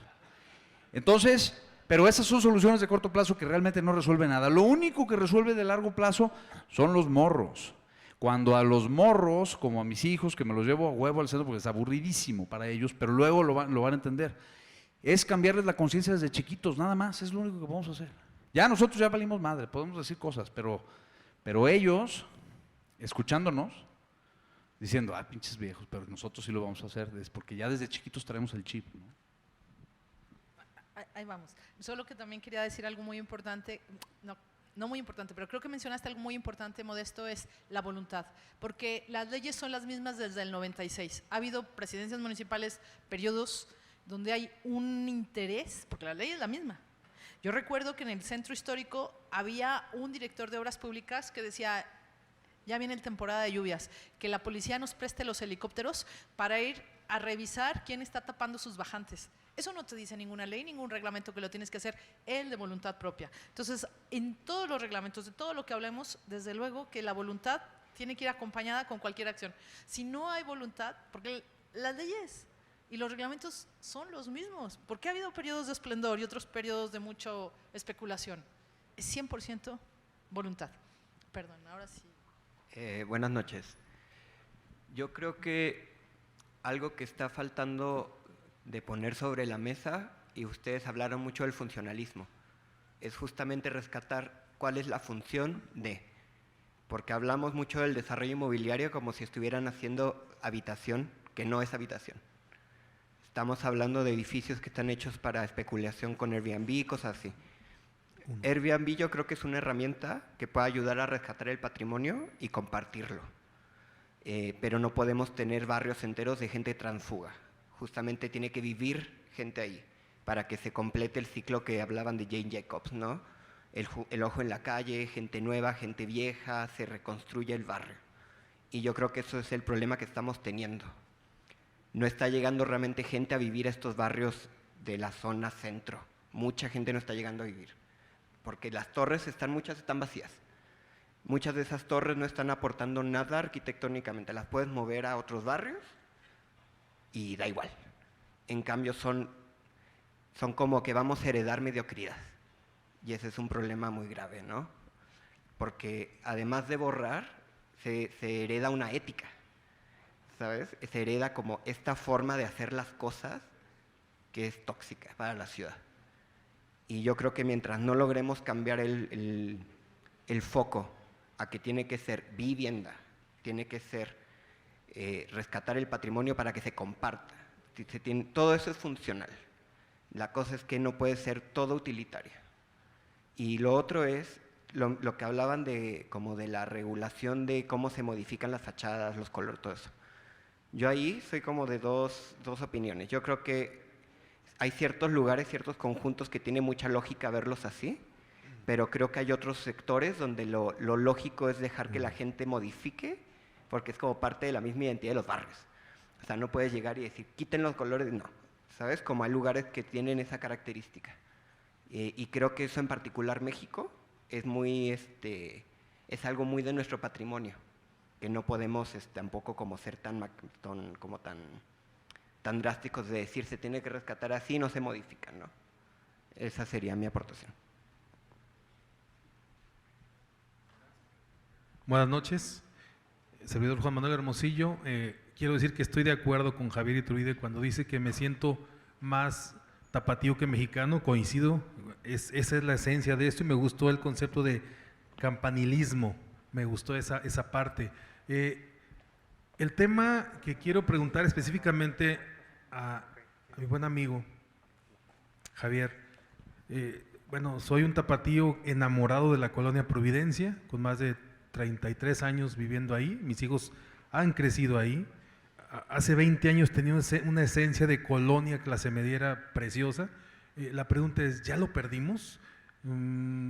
Se perdió totalmente en esa voracidad vertical. ¿Y qué pasó ahí que no pasó en Chapalita, por ejemplo?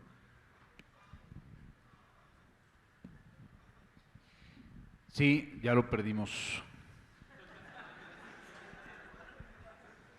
O sea, ya está, ya. Sí, huye de ahí. O sea, el otro día fui a caminar por ahí y le tomé una foto a una casa que está en Avenida Providencia, de las muy poquitas casas que quedan, que creo yo que son valiosas y que se deben de proteger. Desafortunadamente para la colonia tiene un jardín poca madre y un terreno cuadrado chingón a media cuadra de Avenida Américas, es decir, cualquier desarrollador inmobiliario que pase por ahí pues, se le hace agua a la boca, ¿no? Entonces, Providencia, lo que sucedió yo creo fue que hay una conciencia, hay algo interesante y lo hablamos hace ratito, o sea, y le decía a David, si yo le digo a mi papá que una casa en la que él creció es ahorita patrimonio arquitectónico, va a decir, nada más güey. Patrimonio arquitectónico es siglo XIX. Lo que decía Arabella, o sea, necesitamos 50 años, no sé si 50 o 60 o 46 y medio, no sé cuánto, pero sí necesitamos esa perspectiva, esa distancia. Claro, hay cosas que desde nacimiento uno puede detectar que tienen buenos huesos, ¿no? Es como cuando ves al niño que dices, ay, y luego ves al otro jugar fútbol de 4 años y dices, este güey va a ser bueno, ¿no? Ya desde chiquito se le ve, así hay casas, pero sí, o sea, Providencia está del otro lado y la especulación ya es tan fuerte que los intereses inmobiliarios y los económicos son tan fuertes, ya está tan avanzado que ya no hay una coherencia, ya no hay una cohesión urbana en Providencia.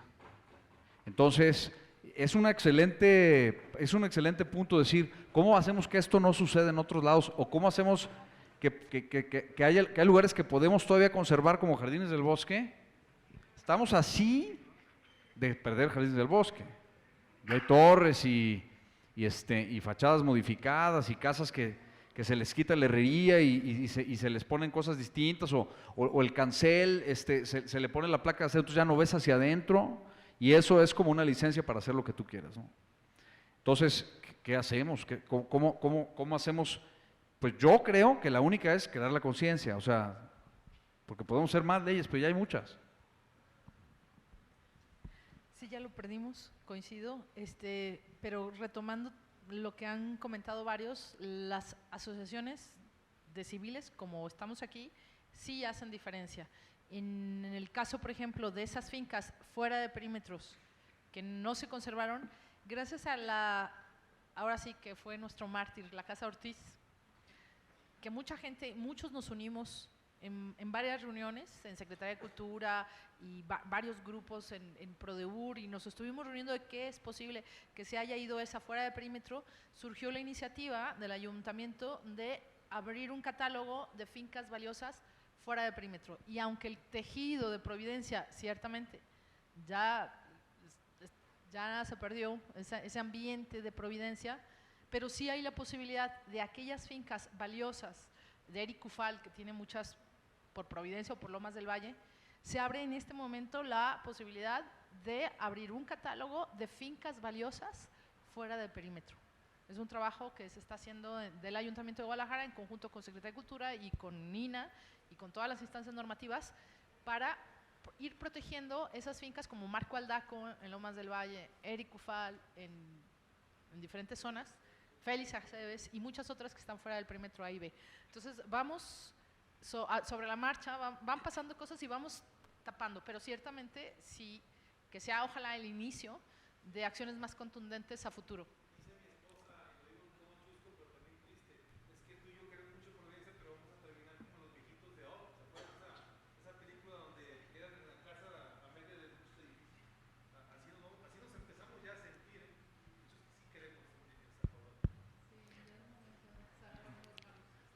Sí, buenas noches. Acá. Bueno, yo coincido con los comentarios que se han hecho en el sentido de que las casas de valor artístico se destruyen cuando no son productivas económicamente o no son viables económicamente para su mantenimiento, y frecuentemente son poco funcionales. Hay propiedades que tienen 1,200 metros y tienen un solo baño con drenaje de barro. Entonces, si no se resuelven esos puntos de ser productivos y funcionales, es difícil su mantenimiento y van a acabar cayéndose esas casas. Se ha platicado también de proyectos armónicos y decían, bueno, pues puede haber ejemplos o algunos de los ejemplos que se han comentado dicen no son un ejemplo de armonía, que sí sería un ejemplo de armonía, porque hay propiedades que tienen, que en el tiempo se fueron haciendo Frankensteins y que la fachada es muy bonita, pero que en la parte de atrás estaba pues no sé, el establo, estaba el taller, estaba la bodeguita. ¿Hasta dónde se pueden modificar esas áreas que no tienen nada que ver con la construcción original para precisamente hacer esos proyectos que sí sean armónicos, y bajo qué parámetros consideraríamos que son armónicos?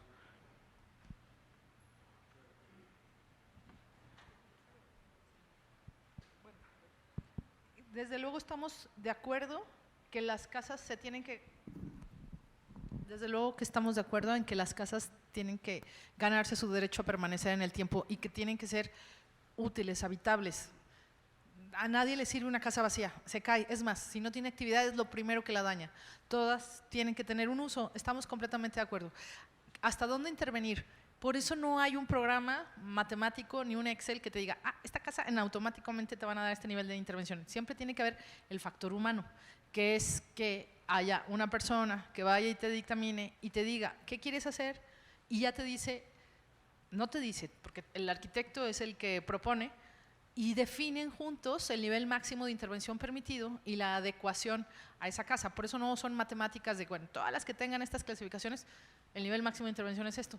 Lamentablemente siempre va a tener en estos casos que intervenir el factor humano para ver qué quieres hacer en esa casa y hasta dónde el espacio te lo va a permitir. Pero en lo que sí estamos de acuerdo en que desde luego tienen que tener un uso. Yo creo que nadie ahorita aspiraría a poner un capelo de cristal y que no se tocara nada. Eso sería utópico.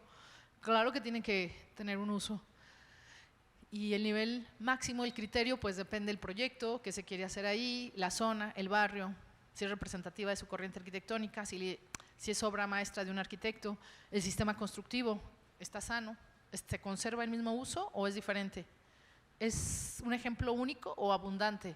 Hay muchos criterios para determinar el nivel máximo. Ahorita sería ocioso decir alguno porque no conocemos el caso, como los doctores. Es decir, o sea, para hacer un diagnóstico preciso a un paciente tienen que ver su historial, ¿no? Algo así. Sí, tenemos tiempo para una intervención más. No sé si… De todas formas, vamos a tener un cóctel ahora aquí a la salida para continuar con el diálogo. Bueno, le pasamos el micrófono acá.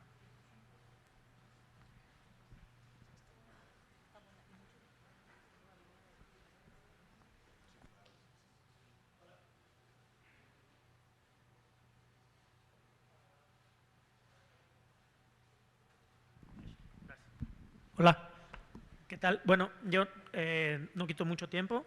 Antes que nada, gracias por el espacio y precisamente estaba para la cámara porque coincido en algunos puntos que tocaron. Uno que fue el tema de que estamos perdidos, los jóvenes son los que tienen que hacer las cosas, y un todo que tocó también sobre el tema generacional. Estamos perdiendo muchas cosas no solo en México sino en el mundo porque mueren generaciones. Hace poco en Nueva York se subastó una colección importantísima de N cantidad de cosas porque se ve que los fundadores se murieron y los hijos la desbarataron a precios menores al 3% del valor de las cosas. Aquí, por ejemplo, yo no creo que los gobiernos son la solución, honestamente. Me desarrollo en la cultura desde la iniciativa privada porque creo que la sociedad y la iniciativa privada son las que tenemos que estar empujando estas acciones, estos espacios, para que entonces el gobierno solo sea el vehículo de ejecución. Si la Cámara no solo pone este diálogo y pone una infraestructura en la cual a partir de los institutos educacionales podamos unirnos todos los actores de la cultura, como son las artes plásticas, la literatura, porque yo voy a la FIL y me encuentro con el libro de Javier y leo y me queda un contenido. Las escuelas en un nivel primario, no nos tenemos que esperar a la secundaria, prepa, universidad, ahí ya perdimos. Creo que vivimos un tiempo de oportunidad donde también tenemos que atacar el presente en vías de la protección del futuro, porque hablamos del pasado y qué va a pasar con el futuro. Creo que ahorita, desde estos foros, y que si aquí Ricardo, quien nos invitó, me invitó, y otros actores, nos pueden ayudar a formular algo en donde iniciativa privada del Estado, junto con universidades públicas y privadas, podamos hacer algo viable. ¿Qué es viable? Yo no entiendo nada de las cámaras, yo no sé cómo se hace un organismo, yo no entiendo nada de leyes, no sé nada de diputados, no me interesa pelear, por eso me salí de la escuela de Derecho y terminé en la cultura, pero creo que en la acción humana es donde se encuentra algo que nosotros podamos hacer, porque si nos vemos aquí, pues no llegamos ni a 200 en una ciudad de 7 millones. Esa es la realidad de nuestro país y nomás estamos nosotros haciendo bilis día a día porque le dan en la madre a todo, perdón por mi francés. Creo que la Cámara es un vehículo que puede funcionar. Me salí de la Cámara años atrás porque en alguna mesa de discusión que propuse llevar planes de acción en cultura me dijeron, aquí estamos para hacer negocio, no para generar cultura. En ese momento me paré, me fui y les dije, quiero que me digan una capital económica en el mundo que no tenga un acervo cultural importante. Otro punto, idea muy utópica, pero que ya funciona en Florida. Generaron organismos a través de las cámaras de desarrollo inmobiliario, donde para otorgar la licencia a los desarrollos verticales te piden un porcentaje de todo el inmueble que se va a un fondo que no lo administra el gobierno, lo organiza una institución privada que se encarga de ese fondo invertirlo en aspectos de cultura en espacios públicos. Por eso se compran todas las esculturas que se encuentran en el área de Florida en los últimos 10 años. Pensar en que se pudiera hacer algo desde las administraciones de gobierno y desde las cámaras de la construcción para que pudiéramos tener un fondo revolvente que permita adquirir cuestiones patrimoniales, que le demos un uso para que no queden ahí a través de mecanismos de boletaje con funciones sociales, creo que esa podría ser la incógnita. Perdón que me extendí, es tarde y sigue el cóctel y gracias por el tiempo. Gracias. Bueno, ya le cedo la palabra a Ricardo ya para cerrar. Bueno, nada más respondiendo a lo que dice Rodrigo, pues precisamente el interés que tenemos actualmente en la Cámara de Comercio pues es precisamente abrir estos diálogos a la ciudadanía, y mi opinión personal es que las sociedades se transforman cuando existe la unión de diferentes actores, ¿no? O sea, sí hay que involucrar al gobierno, hay que exigir al gobierno, como lo han platicado. Los empresarios también tenemos, y aquí hay varios empresarios, microempresarios, macroempresarios de todo tipo, tenemos que también poner nuestro granito de arena. Y la Cámara, pues precisamente es un instituto que tiene mucha credibilidad, porque es un instituto que, a pesar de que dialoga mucho con el gobierno, también es exigente, ¿no? Y pide cuentas, y nos reunimos con diferentes actores políticos y vienen a darnos cuentas, ¿no? Y nosotros también externamos nuestras preocupaciones. Otro actor muy importante son las academias, el tema académico, las universidades. Al final de cuentas, pues son los especialistas y también son quienes están formando a los futuros profesionistas. Y por último, toda la sociedad, ¿no? Los vecinos, como lo han comentado aquí.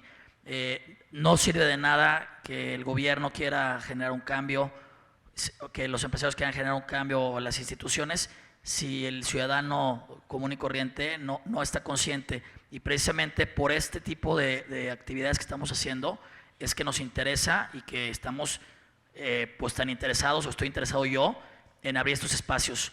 Quiero comentarles que pues esto es el inicio, creo que de diálogos o de mesas que estaremos abriendo para el tema del patrimonio arquitectónico, pero tampoco se trata de como que dejárselo todo a la Cámara de Comercio o alguna institución como el Colegio de Arquitectos, ¿no? Creo que hay que nosotros mismos sensibilizar, hablar de estos temas. Me da mucho gusto que haya venido mucha gente, pero hubiera estado más contento que se hubiera llenado completamente, y es una ciudad de 7 millones de habitantes. Esta conferencia la estamos grabando, la vamos a subir al canal de YouTube de la Cámara de Comercio para que puedan también ustedes divulgarla y que más gente haga conciencia. Por mi parte, créanme que lo que me queda de mi nombramiento honorífico, porque yo no trabajo en la Cámara, estaré promoviendo este tipo de apertura de diálogos. Y bueno, agradecerles a todos que hayan venido.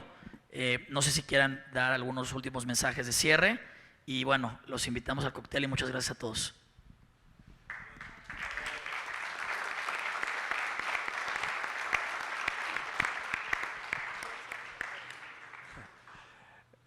Bueno, nomás quisiera puntualizar muy rápido un par de comentarios en cuanto a lo que mencionaba la persona ya que no sé cómo se llama, y el joven de acá.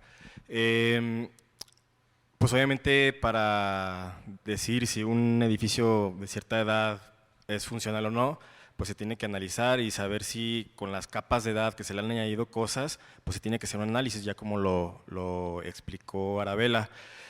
Pero entonces hay que saber que sí se puede conservar ese edificio, y que de manera general las intervenciones que se vayan a hacer, en medida de lo posible, tienen que ser reversibles, precisamente para que si en un futuro existen mejores condiciones, que se pueda aprovechar ese espacio de otra manera, puedas sustituir o quitar esas cosas que se añadieron en este momento contemporáneo y no afectes al edificio original.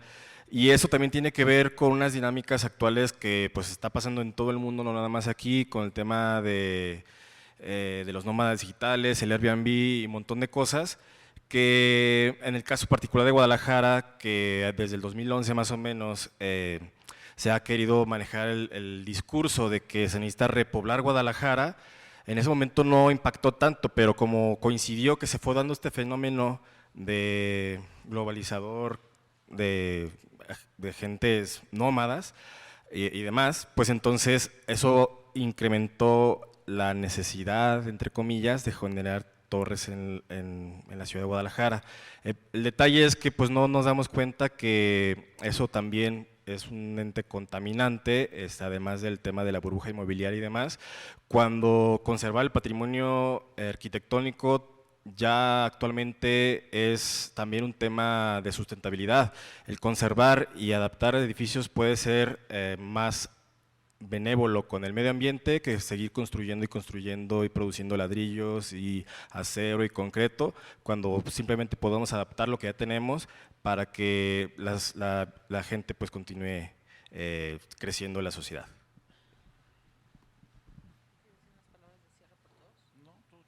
No, solo 3 palabras. Vámonos al brindis.